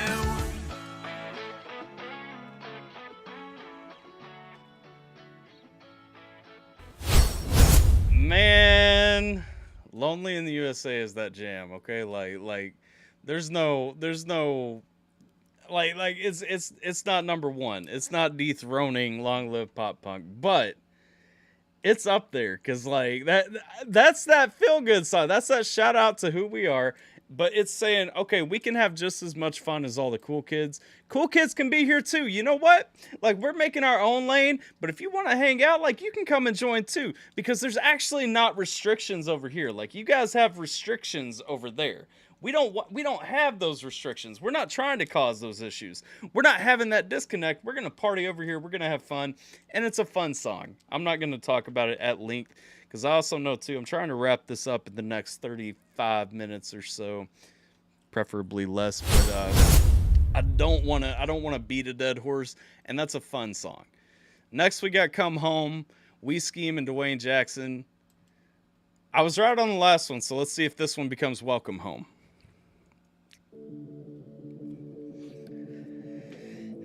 Didn't start out with the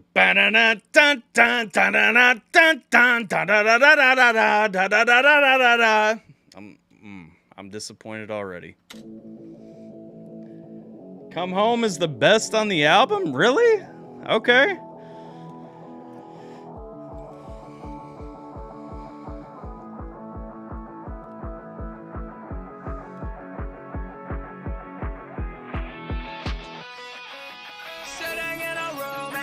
Your face, finding little things that will fill this space, but nothing here will do. Nothing here is you. I'm walking on my own and I miss your smile, feeling more alone every passing mile, and nothing here will do. No one here is you. I'm opening my eyes to no surprise. I find my heart is traumatized. I like the song, not the best on the album though. Not even close to the best on the album for me yet. Unless we get a shift up. What up, Xavier? Got home from work, rewinded the track just to peep your thoughts. Appreciate everything you said, what I brought to the table. Hey, I appreciate it too, man. I'd like to check out some more of your music sometime, 100%. Like I said, I really enjoyed what you brought to the song. Let's go. No one here is you. I'm opening my eyes to no surprise. I find my heart is traumatized. You let me down in trenches. I'm destined to regret this. I'm reaching out to you, but nothing new. There's no way to press undo. I know we'll never forget this, but we don't have to upend this, 'cause nothing feels right without you here.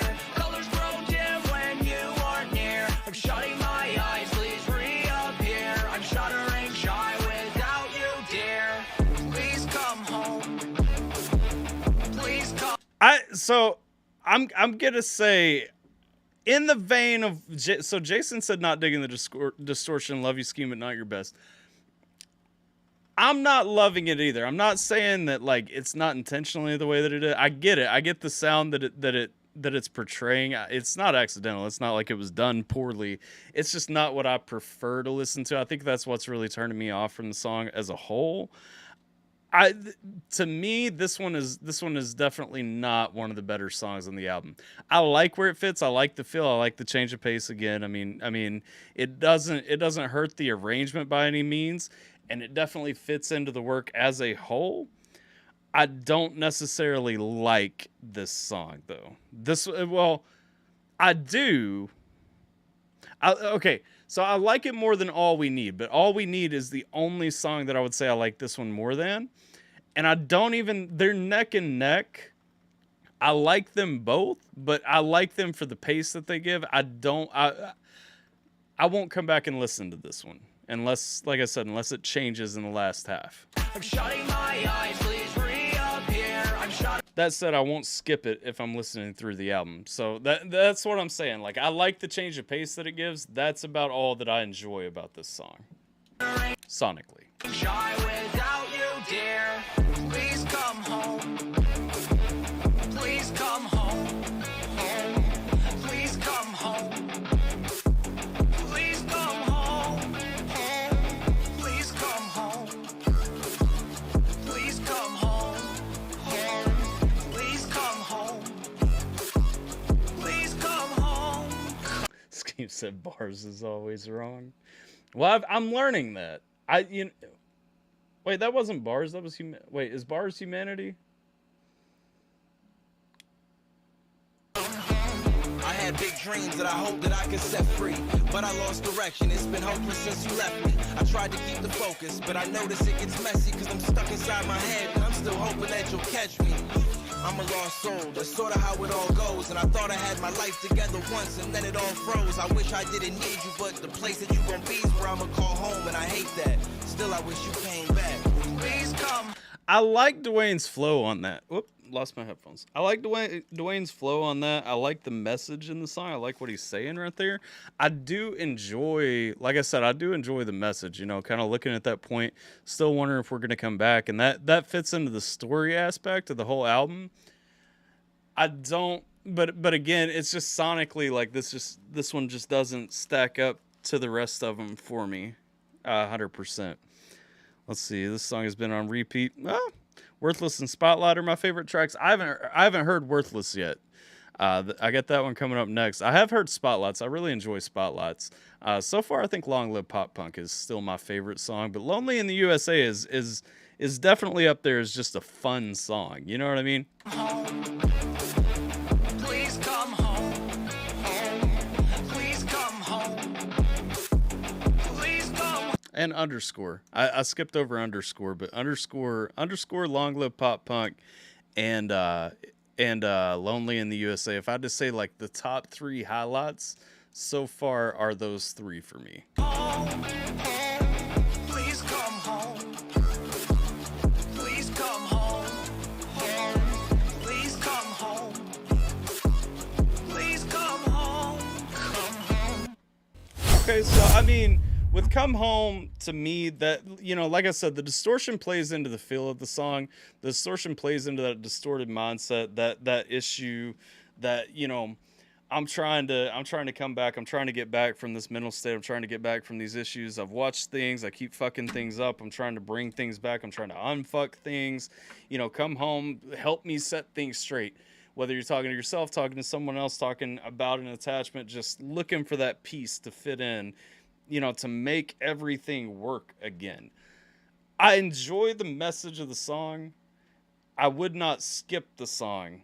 Not one of my favorite, literally one of my bottom 2 songs right now as a standalone track. As a pace piece for the album, fits 100%. I love it. Love where it sits. All that. But now we got Worthless with Dad Bod Todd.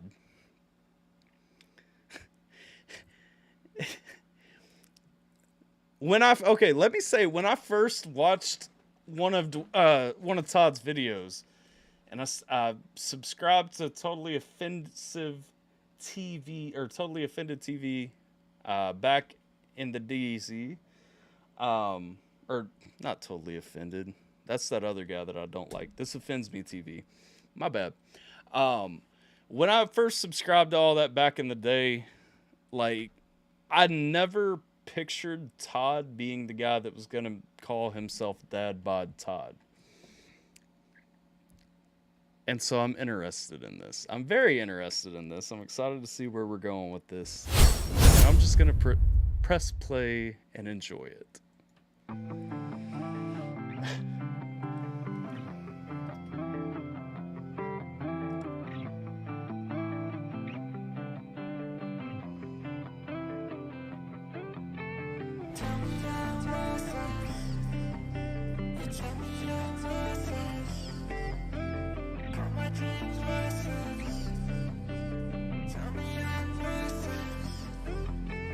Told me I'm worthless, don't got any purpose. Cut beneath my surface, say that I deserve this. Pointing out my failures, marks of misbehaviors. Demonize my saviors, then ask me for favors. Oh wait, always pulling me down.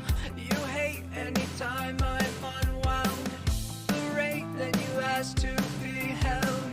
Sedate all my dreams till they dispel. This is not gonna go away, no.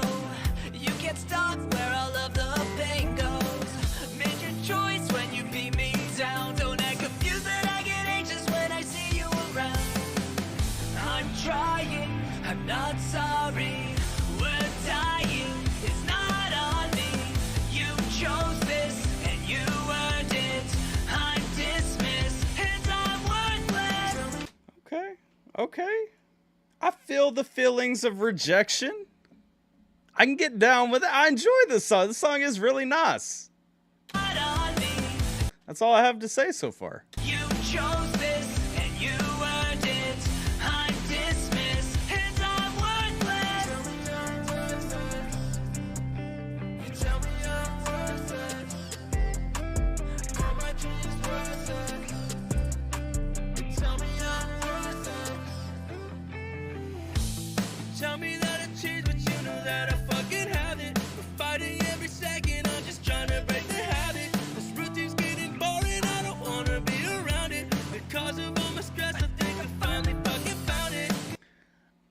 Todd sounds really nice here. Like, genuinely, I want to hear more music from Todd after just hearing that opening. Tell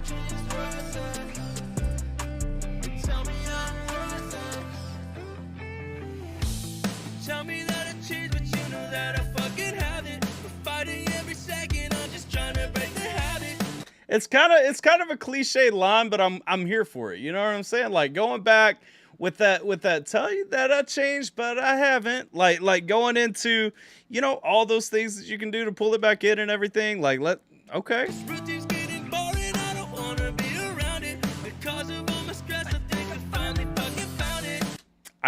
I can relate to all this. Like, literally, so many things from this album are a handbook for my life. You know what I'm saying? Like literally laying out a history book of me to say, like, yeah, man, I've been there. I've done this thing. I've lived this line, this message, whatever the case may be, you know? 'Cause every time you're home, I feel disgusted. It took me over 2 years to get him on a song. He's super insecure about his talents. He is also a great guitarist. Well, yeah, I mean, because I know you've been talking about wanting to get him on a song for a long time. Like, and well, you've been talking about this song for a long time too. And it's a shame that he's not making more music because he sounds fantastic here. 'Cause every time you're home, I feel disgusted. I just wanna finally be alone. My youth is gonna be. Like, he's got, I really enjoy, like, on those straight cleans, like those highs, when he's going, he's got that little waver. He's got just enough rasp to give him a little bit of a waver, but he's got a super clean, super strong, you know, presence in his voice already. It's fantastic. Feeling so damn rusted. Just let me sit and rot here on my throat. Tell me I'm worthless. You tell me I'm worthless. Call my dreams worthless. And tell me I'm worthless. I'm trying, I'm not sorry. We're dying, it's not on me. You chose this and you earned it. I'm dismissed and I'm worthless.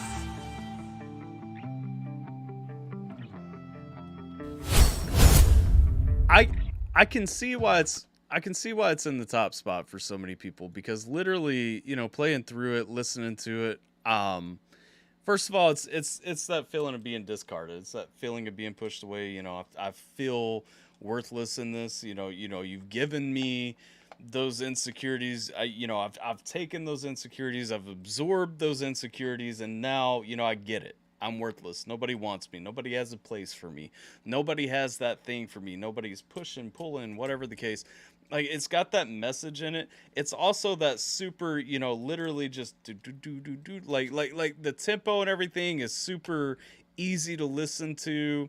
Todd, you know, I was talking about Xavier kind of fitting that specific vein earlier, where he complimented Skeem really well. And the funny thing is, like Todd here compliments Skeem really well too. They have sort of very similar voices. Todd just naturally feels different. Like he feels in a different place while being similar enough to compliment. Just again, it's the same thing that we have with Xavier in the underscore track. Todd compliments while still sounding unique, and I appreciate that. I feel like it belongs right there. Oh wait, I have this muted. But I mean, kudos to both of you guys for that track, because that track just sounded lovely. Like that was a full picture. That was a full feeling. That was a whole mood. And now we have Spotlights, which I have a recorded reaction to on my channel, so we're mostly just going to vibe with this one. If you guys do want my detailed thoughts, of course, I'll pause and we'll talk and everything. I enjoy this video. I enjoy this song. I really like the message going behind it. If you guys haven't watched the reaction, go run it up, you know. But let's go.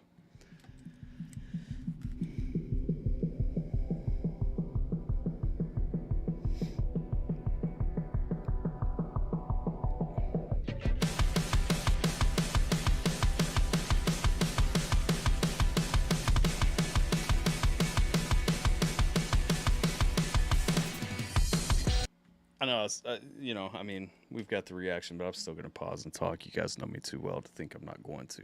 I like the angsty vibes that come out at the beginning right here. I mean, you know, you've got different faces of Skeem. You've got no mask Skeem. You've got masked Skeem. You know, you've got the stage. You've got the, you know, just kind of walking. I'm with it. I like how all that plays into the message of this song. And now I'm gonna not pause for a little while.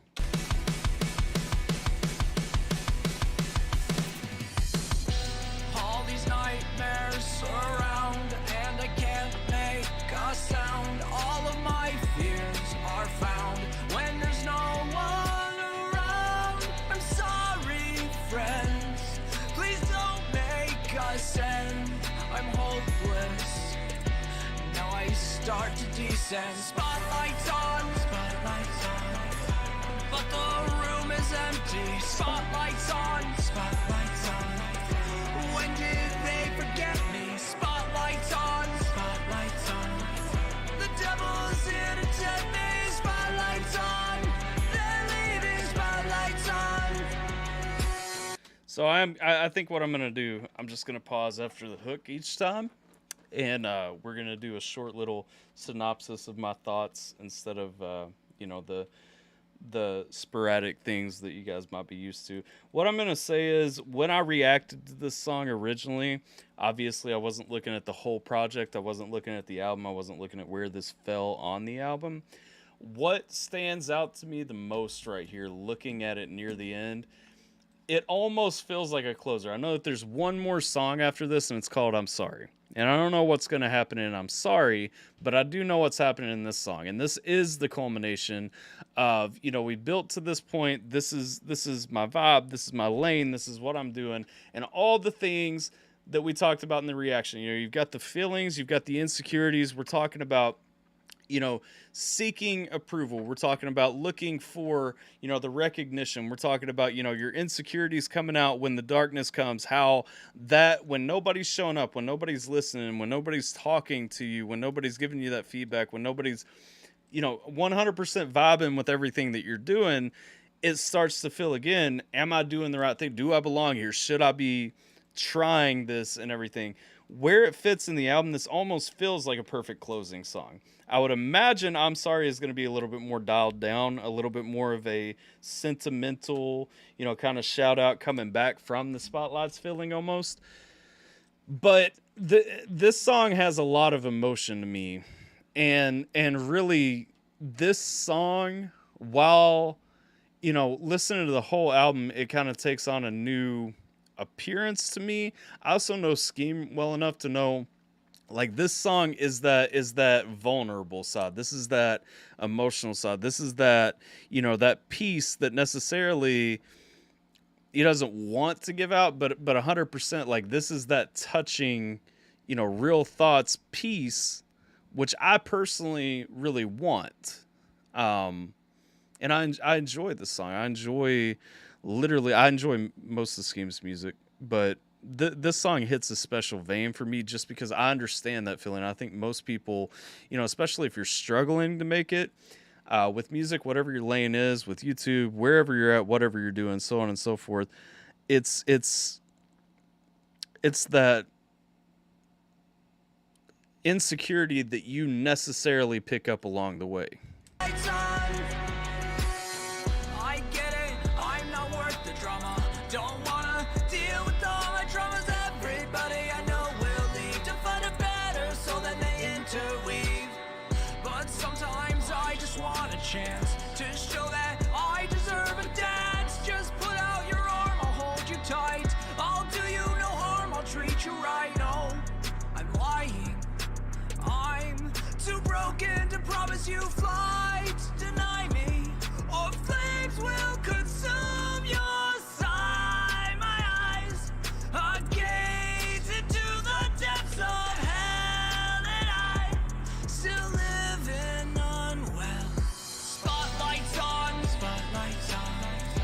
but the room is empty. Spotlights on, when did they forget me? Spotlights on, the devil's here to tempt me. Spotlights on.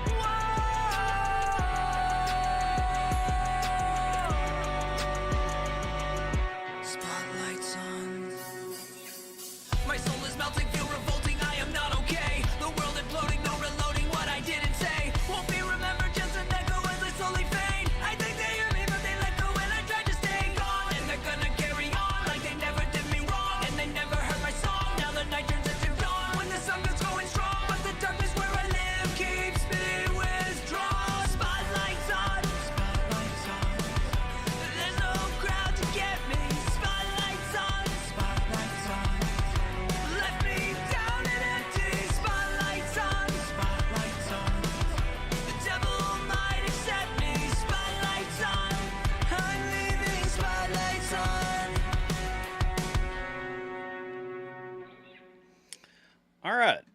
Well, it's everywhere May 13th on Friday. Well, that was 3 days ago, and so it is everywhere now. If you guys haven't picked up a copy of Long Live Pop Punk, once again, you can grab it. It's linked down below, both We Scheme's channel and We Scheme's website. So make sure you grab a copy of Long Live Pop. I almost said Long Live Potluck. Long Live Pop Punk. Anyway, you know, that song to me, like I said, it hits that vulnerable piece while it's got all that energy that you want to hear from a pop punk track. It's really bringing a lot of elements from the album all together for a big finale, even though it's not the closer. And that's why I said, you know, going into the actual last song on the track, I am expecting that I'm Sorry is going to be a little bit more dialed down. Long live potlucks. Yes, potlucks are fantastic. I'm going to see if my current coworkers want to orchestrate a potluck at some point. My daughter cannot touch the food, though.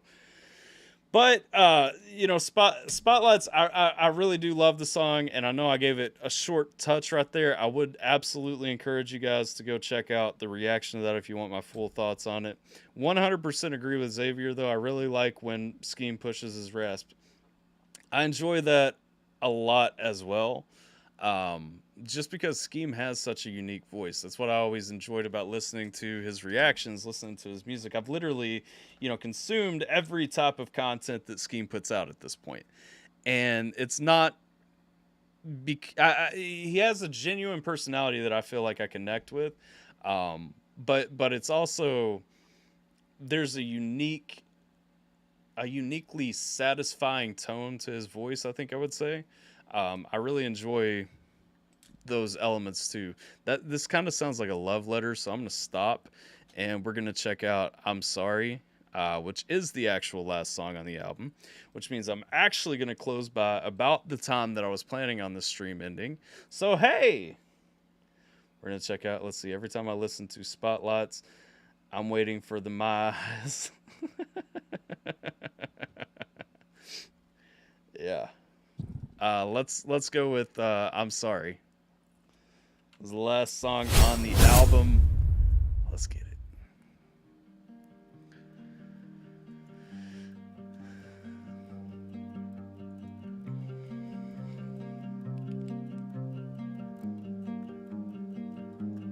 Yeah, I'm sorry, I have failed.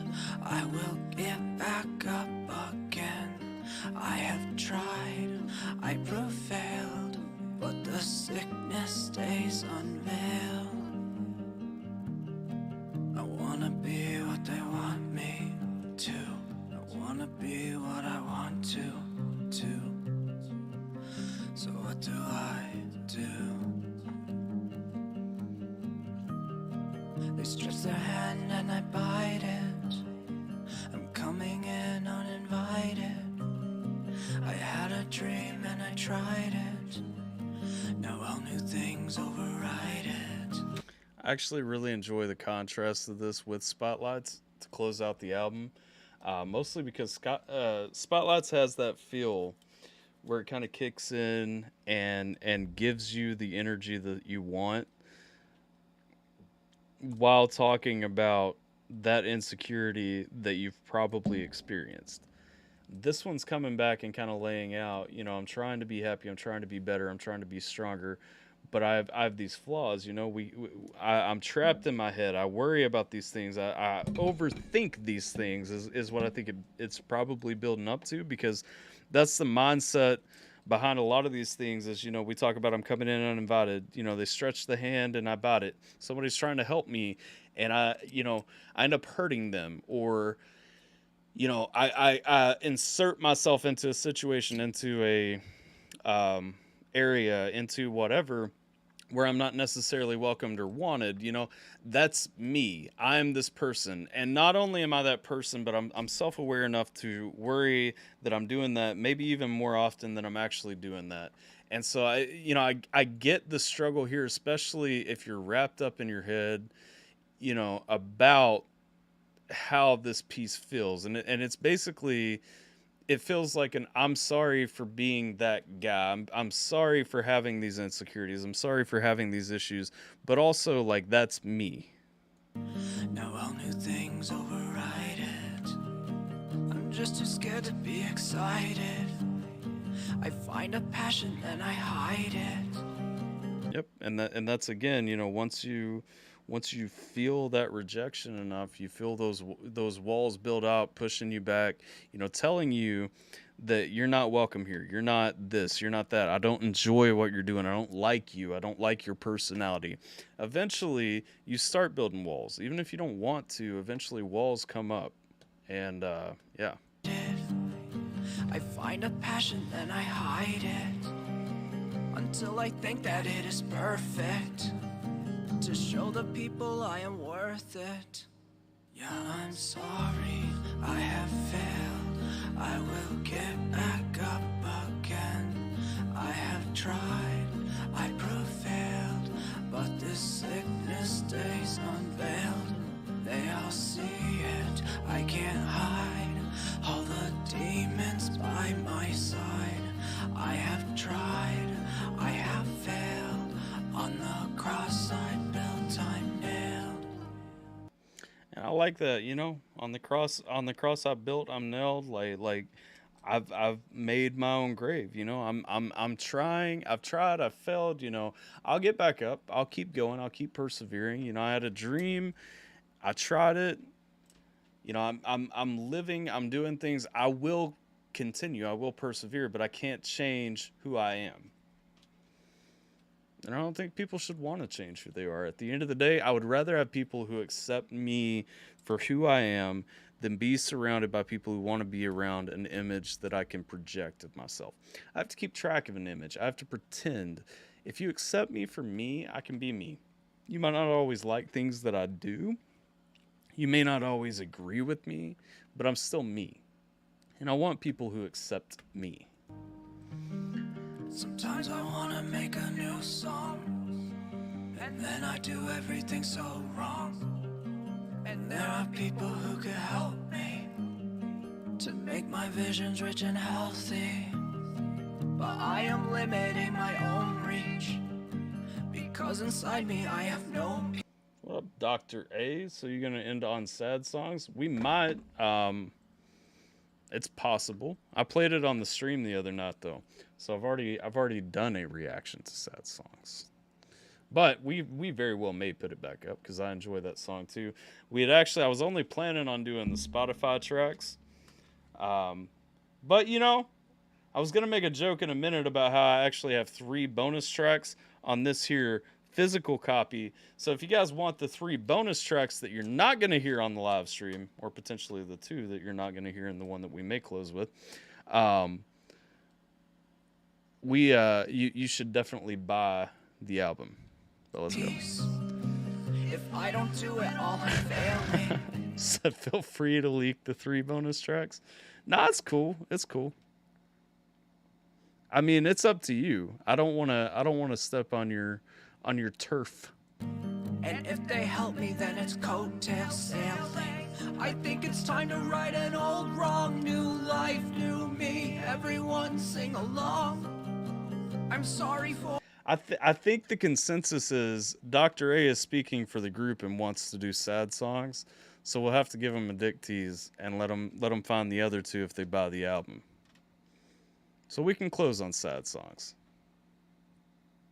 For the confusion, I'm learning me as I move on. I'm sorry, I have failed. I will get back up again. I have tried, I prevailed, but this sickness stays unveiled. They all see it, I can't hide all the demons by my side. I have tried, I have failed. On the cross I built, I'm nailed. Honestly, that might be the only one from a purely message-based perspective that I genuinely connect with more than underscore.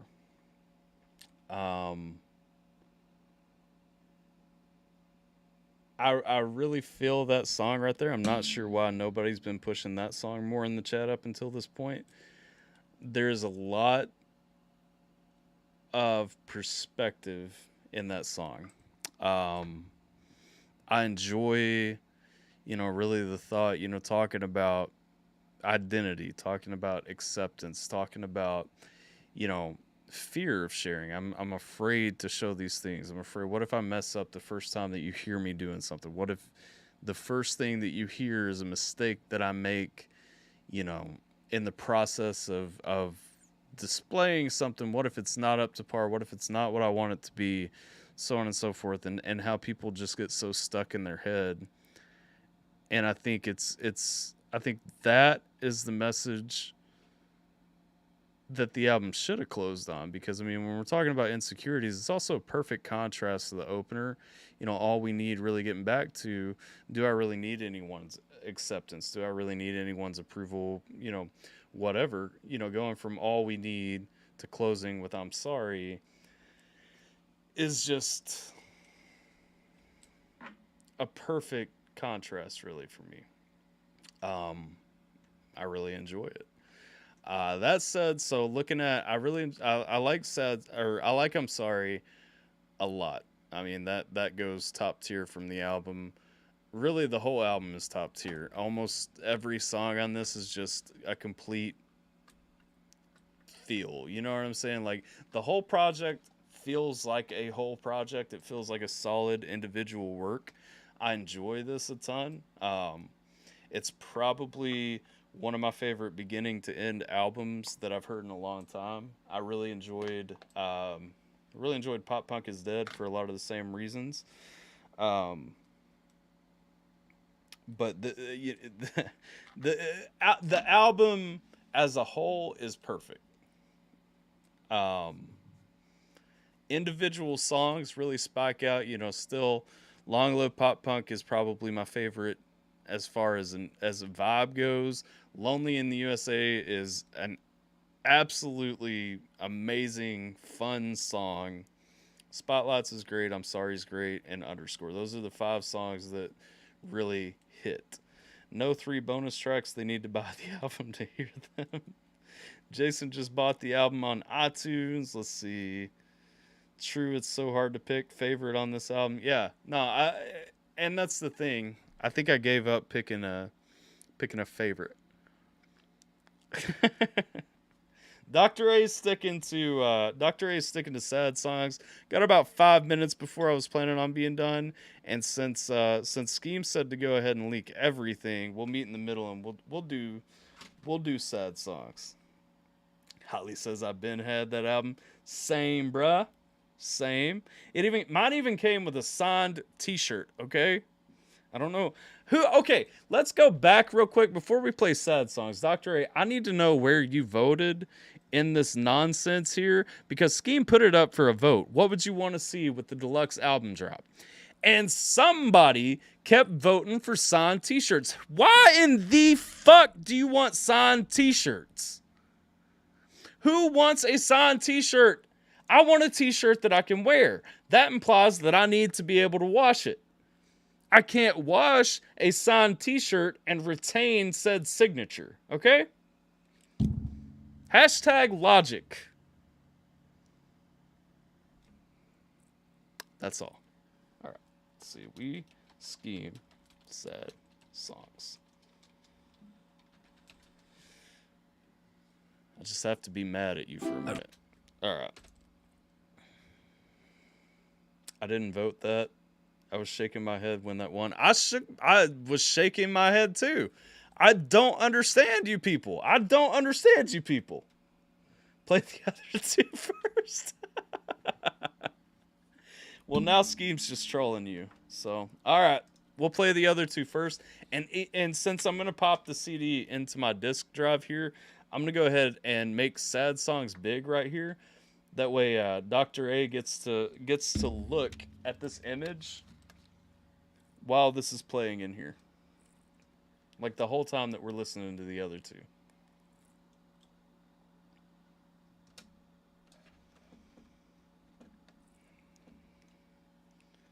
Skeem, they need to buy the album. The only thing dumber than a signed t-shirt is, hey, can you sign my titty? Exactly. Who wants their titty signed?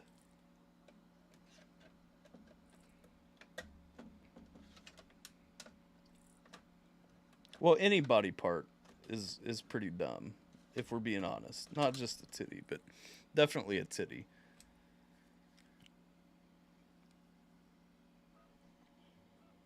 All right, let's see. Let's get the old music player. Someone with nice titties. Fair.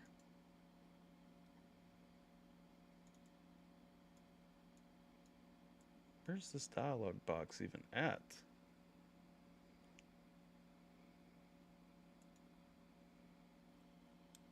All right. Let me navigate here. All right, so we're going to the last songs on the album. So, we're going to start with the first bonus track. Now, these are the ones that you only get if you purchase the album. We're starting with Anything. Let's see. You men know nothing. You tattoo that signature. What up, hell? I mean, maybe. If they like these songs, they will. But this won't substitute having them with all Alpha's pauses. Yeah. Skeem is very much of the opinion that I butcher songs. So, you know. Let's see. Someone with nice titties. I don't know. Holly, I'll sign. Well, I mean, who wouldn't sign some? Come on now. All right. So let's check out Anything up front. Let's go.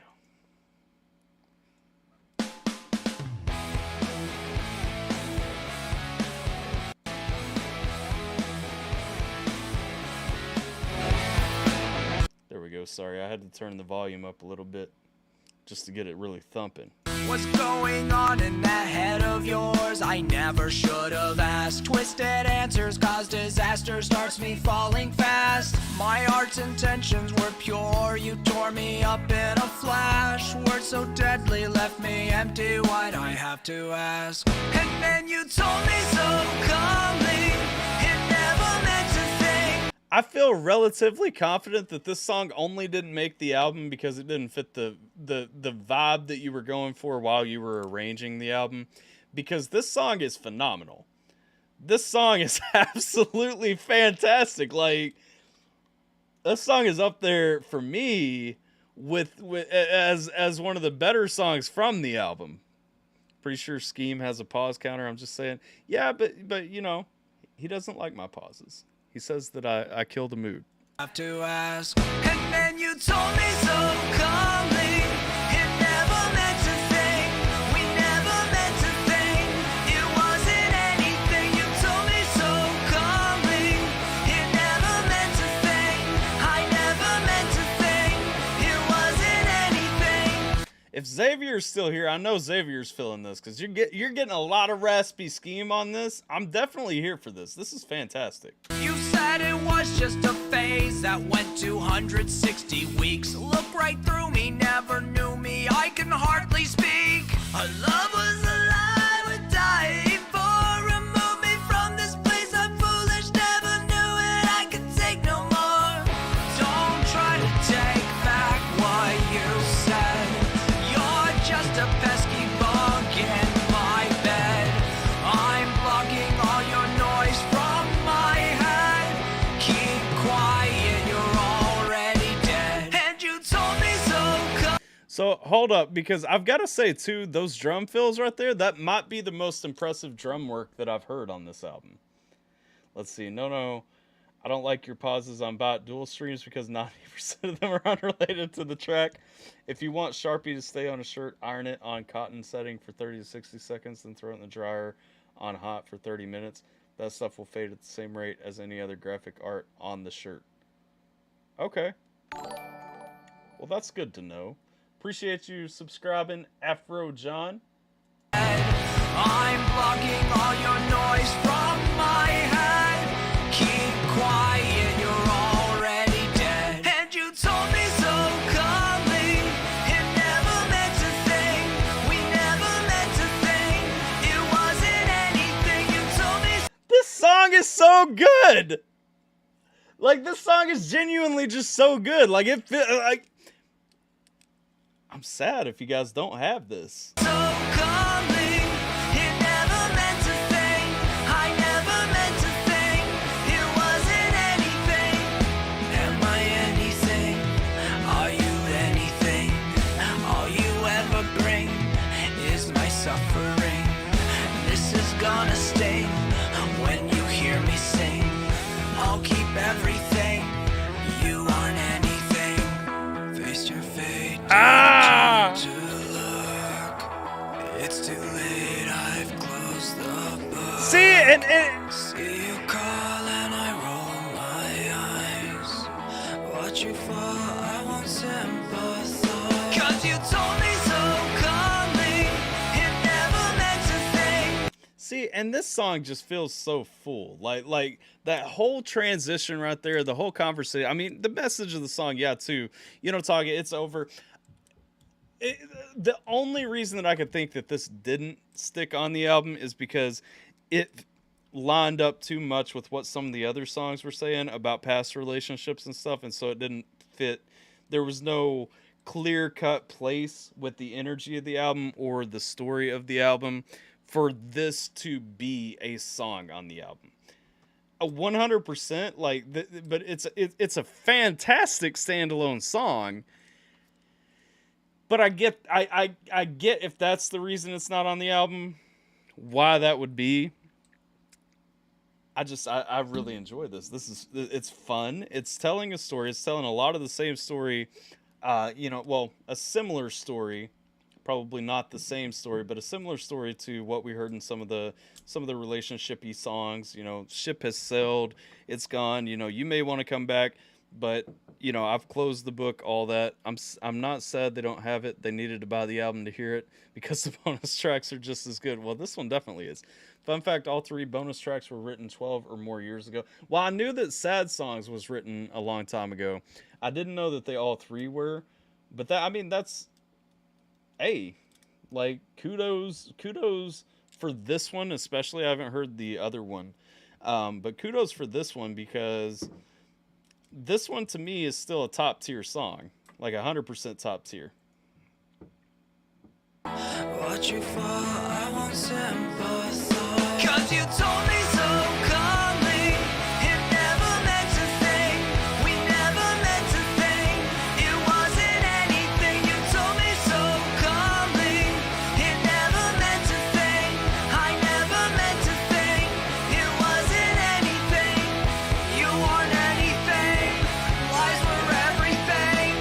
Let my freedom ring and my suffering. You told me. I like the "Let Freedom Reign" or "Let Freedom Ring." Yeah, "Let Freedom Ring" line in there. Lies were everything. Let my freedom ring and my suffering. You told me so calmly. It never meant to think. We never meant to think. It wasn't anything. You told me so calmly. I wasn't anything. I never meant to think. It wasn't anything. That song is phenomenal. That song belongs on the album. Well, I mean, I get it. Like again, to Bars's point, buy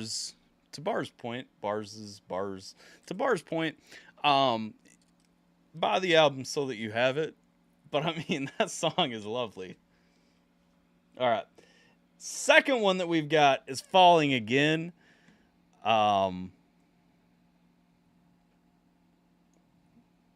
I don't really have an intro. I don't have like pictures or any previews or anything like that. I'm just looking at my media player over here that I'm pretty sure I just opened for the first time to play this CD because I don't think I've put an audio disc in my computer in a long, long time. If it's anything like anything, if it's anything like anything, it's going to be fantastic. Anything was a phenomenal song. That's a great standalone song. I would like that to be a video song because honestly that felt like a single, you know what I'm saying?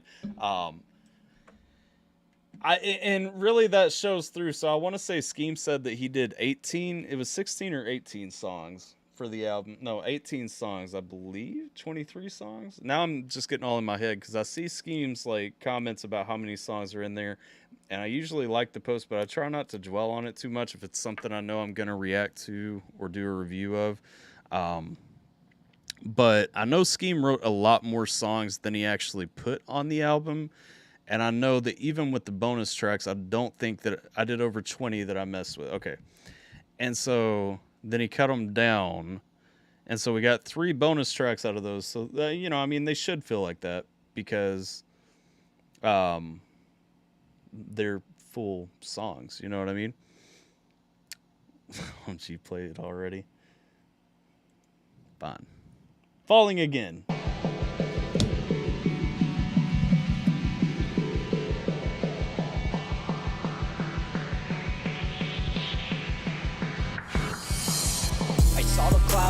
I was definitely expecting just a like I was expecting that kind of energy to be coming out of here, not the switch. Okay. You built me up for Warped Tour and then just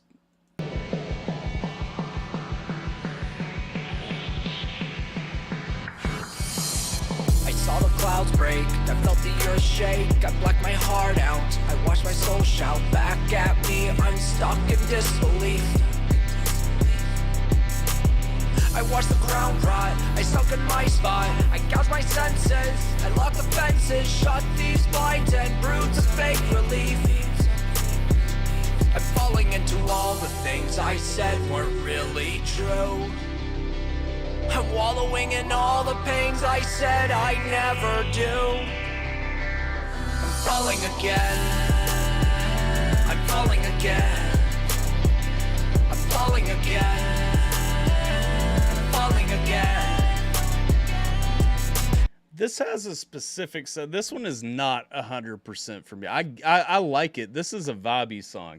I'm going to tell you, this is a song that if I was not trying to chop it up because it's a bonus track, this would be a song that I would just listen through, because this is one of those songs, the way my mind works, that just gets my mind going down rabbit holes and spinning in a certain direction. So I enjoy this song. This is the kind of music that I enjoy driving to, though, because this is what gets me lost and gets me less focused on like my in the moment anxiety about not trusting other people on the roads and stuff like that. This is that vibe for me. And who am I to blame besides myself for all these traumas? The promises unkept that would have prevented all these dramas. And what is the reward that I have lost for all my treason? I'd like a second chance at this, though I have no good reason. I shunned the angels, I heard the demons, they're on my shoulders. They're much bolder than these feeble bones of mine will be. Bars jumped on. Driving music. Hear that? People buy the album so you can enjoy it while driving. Yes. I took a census, I tried to end this. I saw the pattern, it didn't matter. Every step I'm losing more of me. I'm drowning deep in all the things I never meant to do. I'm sinking in this violent rain that's coming straight from you. I'm falling again. I'm falling again. I'm falling again. Who does this put me in? So through a lot of this album, I got a lot of really good Charlotte-y vibes. I'm trying to think of what this makes me think of specifically, because this kind of like takes me to a different vein. This takes me to more of a... What is it like the maybe the emo phase?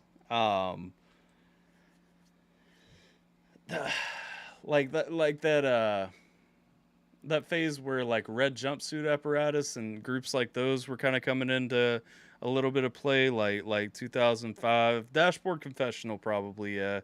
Blink 182, sure. Yeah, I get that. I get Dashboard Confessional and Blink 182 a little bit. I think Red Jumpsuit Apparatus was just the first one that kind of jumped out at me in my head. But That, yeah. Like and I always probably enjoyed that vein of music more than I wanted to admit, because I mean it was even like outside the cool kids group, like that was like the nerds were making fun of that, you know, so I'm with it. I enjoy it. It's definitely a vibe for me. It's one of those that calms me and gets me kind of running wherever. That's coming straight from you. I'm falling again. I'm falling again. I'm falling again. I'm falling again. All right. Well, that was Falling Again. I mean, I've said what I have to say about it. It's fantastic. It's just delightful. Now we're at Dr. A's point. Dr. A's been waiting for sad songs. So I'm going to go back to the video for it and pop this back into its protective case. Coming to a close on the album, here's the thing. I like this. I like these songs as standalone songs, but again, they would have felt wrong with the album's energy. So I get them being bonus tracks rather than being part of the album, because they don't fit the whole flow of the album. Dr. Hayes simps for sad songs. It's so depressing though. like we did this the other day already, and this song depresses me. It really does. Like, well, I mean, it doesn't, because I'm a grown man and I'm past that point, but like there are elements of this that are depressing to me because I remember going through this point, and it feels so much like I can put myself in these shoes and say, this is what I want to say to my 16-year-old self too. All right, let's go. I won't make you wait any longer, Dr. A. I wrote the song when I was 16. I added in this part for context. And also this kind of hits that piece where it's kind of like, you know, just like the ukulele piece and all that. I wouldn't say that it's the worst bonus track on the album. I would, because there are 3 of them and it's my 3rd favorite, but like the message is solid. What up, Milkman? I added in this part for context, but hold on and stay with me and keep steady for what comes next. I really wish they didn't hate me. Oh, pause real quick. Just for context, since this is the last bonus track, this is the last song on the album, this is the end of the album review. If you're watching on YouTube, please go over to Twitch. We'll find somebody to raid after this, or I think Skeem may fittingly be live after we end this stream, and so we will probably raid Skeem if he is live after we end this stream. But if you're watching on YouTube, move over to Twitch so that we can send you where else we may go. Or don't. It's up to you, but, I mean, do. Let's go. Next, I really wish they didn't hate me. It seems like everybody noticed that I'm not so crazy. I'm too scared to go unnoticed. Last night I tried to kill myself, but got distracted by a good friend. I really wish I could stay focused, and then maybe all this stuff could end. I really wish I wasn't so dang different, and I don't think this even rhymes well. I really wish I didn't use the word dang, but mom and dad made me afraid of hell. See, I just like the melancholy, like it's depressing as hell, but I really like the melancholy feel of the song, you know? Boohoo, he wrote the song probably during Hawaii vacation, very sad. I mean, I don't know. I doubt he wrote this during Hawaii vacation, but I mean, maybe. I think Skeem did say he went on vacation to Hawaii around the time that he was 16, and so it's possible that it was written there. But I mean, that does so. I mean, to that point, you know, I always try to be mindful of the fact that regardless of where my headspace gets, I'm still more privileged than some people, than plenty of people, and I have, you know, more, and I have plenty that people would kill to have, would die to have. And I always try to be mindful of that. But even in that, you know, you don't control how depression or, you know, those mental turns really hit you. And that's the thing. So even if you are taking vacation to Hawaii, or, you know, have a nice vehicle or a nice job or lots of things, material possessions, whatever, that doesn't negate where your headspace can necessarily go if you have that chemical imbalance, you know? I really wish I didn't use the word dang, but mom and dad made me afraid of hell. I really wish my family loved me. Hold on, is Bars putting Bling as Skeem's best album, then long live pop punk, after the tone, pop punk is dead, and Once Upon a Loser? You have Once Upon a Loser at the bottom?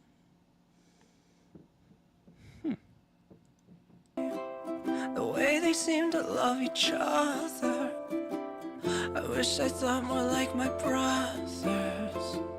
I wish I had a kinder mother.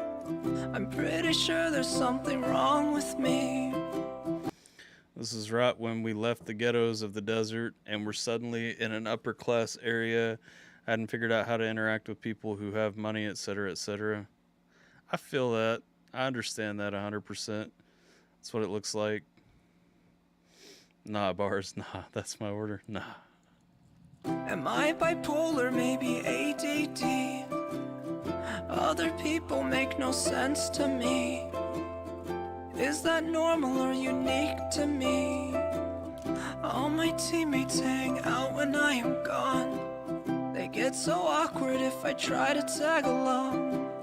I'd really like to watch The Office too, and get the references they use at school. But I don't even know when it is on, and I'm too busy writing sad songs. But they'll watch it in a happy group. If they'd invite me, I'd be in the loop. I guess I'm rambling, it doesn't matter. I think one thing that hits me too about this as you know, as an adult, is not just, I think I mentioned this the other day too, it's not just that I was in that spot and I feel this way about, you know, looking back at myself. And of course, you know, there's the twist coming. He's gonna, you know, mention his son and everything in a minute. But I think what really hits me was where I used to teach and, you know, being in the schools and actually interacting with high school kids who are going through this today really kind of put it front and center to me how important it is that when we're dealing with kids, you know, 15, 16, 17, 14, whatever their age is, especially as the adults who lived that when we were younger, it's so important that we make sure that we're reaching out to those kids and connecting with them and letting them know, you know, this is where it goes. This is how it changes. This is how it turns out. It can get better. It does turn around. This is, you know, not permanent. This is not forever. You know, we can come back. We can deal with these things.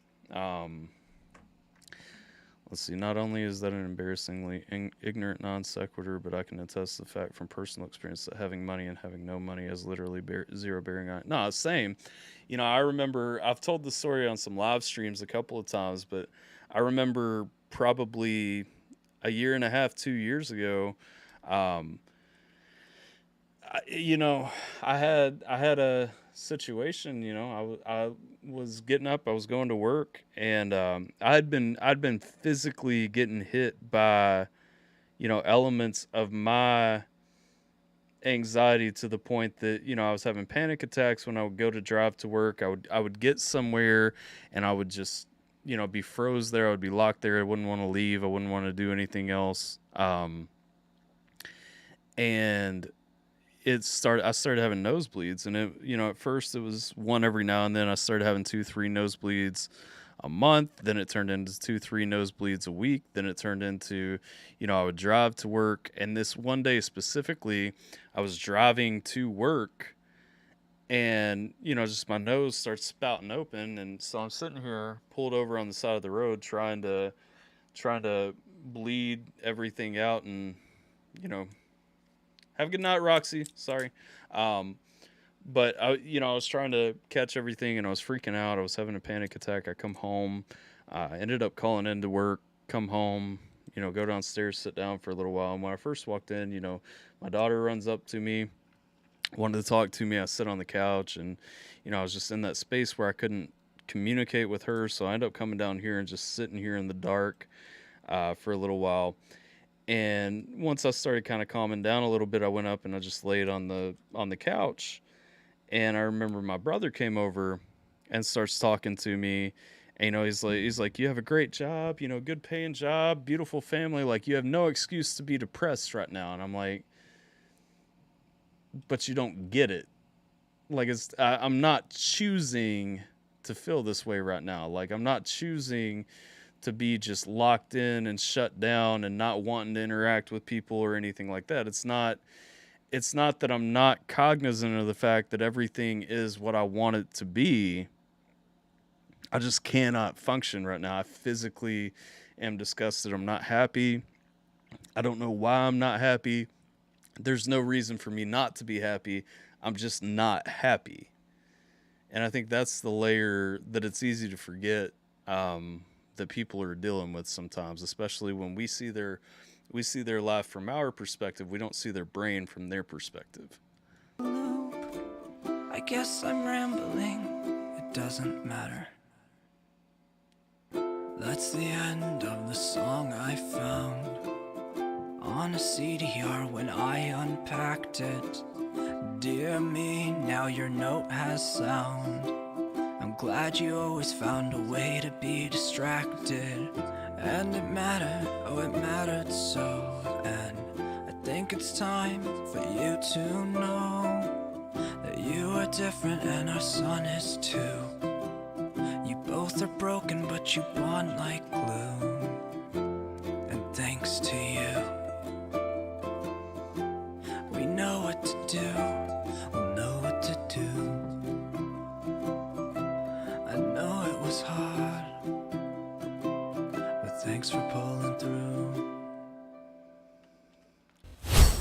That was sad songs. I love the ending there. I love the throwback, you know, to, you know, I appreciate my younger self for making it through all the tough times, making it through everything that we didn't necessarily think we were going to get through, but I'm stronger today for being through it. The only thing, like I said, that I would add to that message is from my own experience. Like I said, you know, dealing with kids in schools is, you know, really recognizing and interacting with the fact that, you know, there's a 16-year-old, wherever you're at in life, there's a 16-year-old in high school who's dealing with what you struggled through.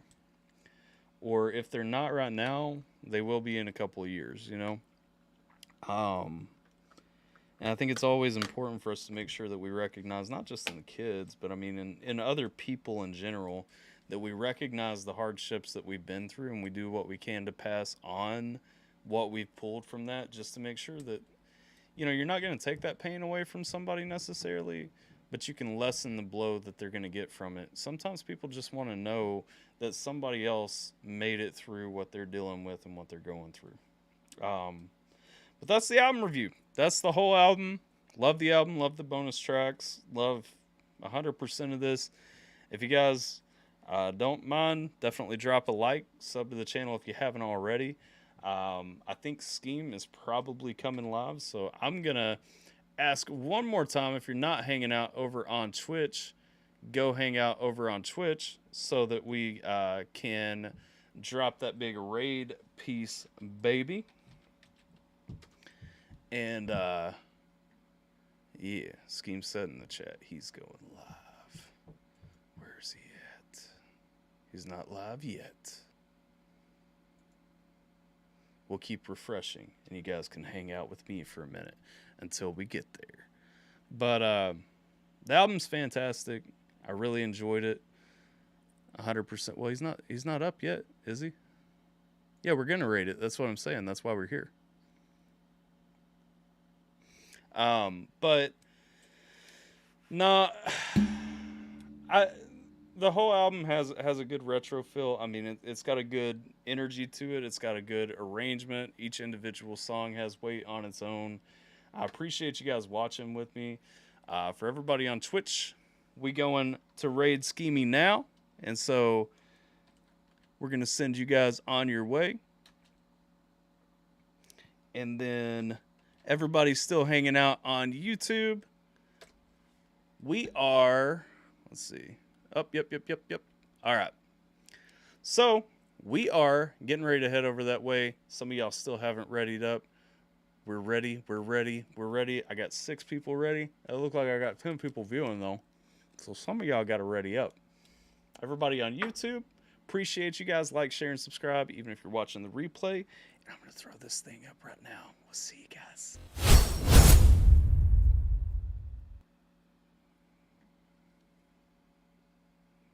It's that time again. It's been a while since we've done one of these, but it's that time again for you guys to pick some fights with me. Thank you for the raid, AlphaTyler. He was just reviewing Long Live Pop Punk.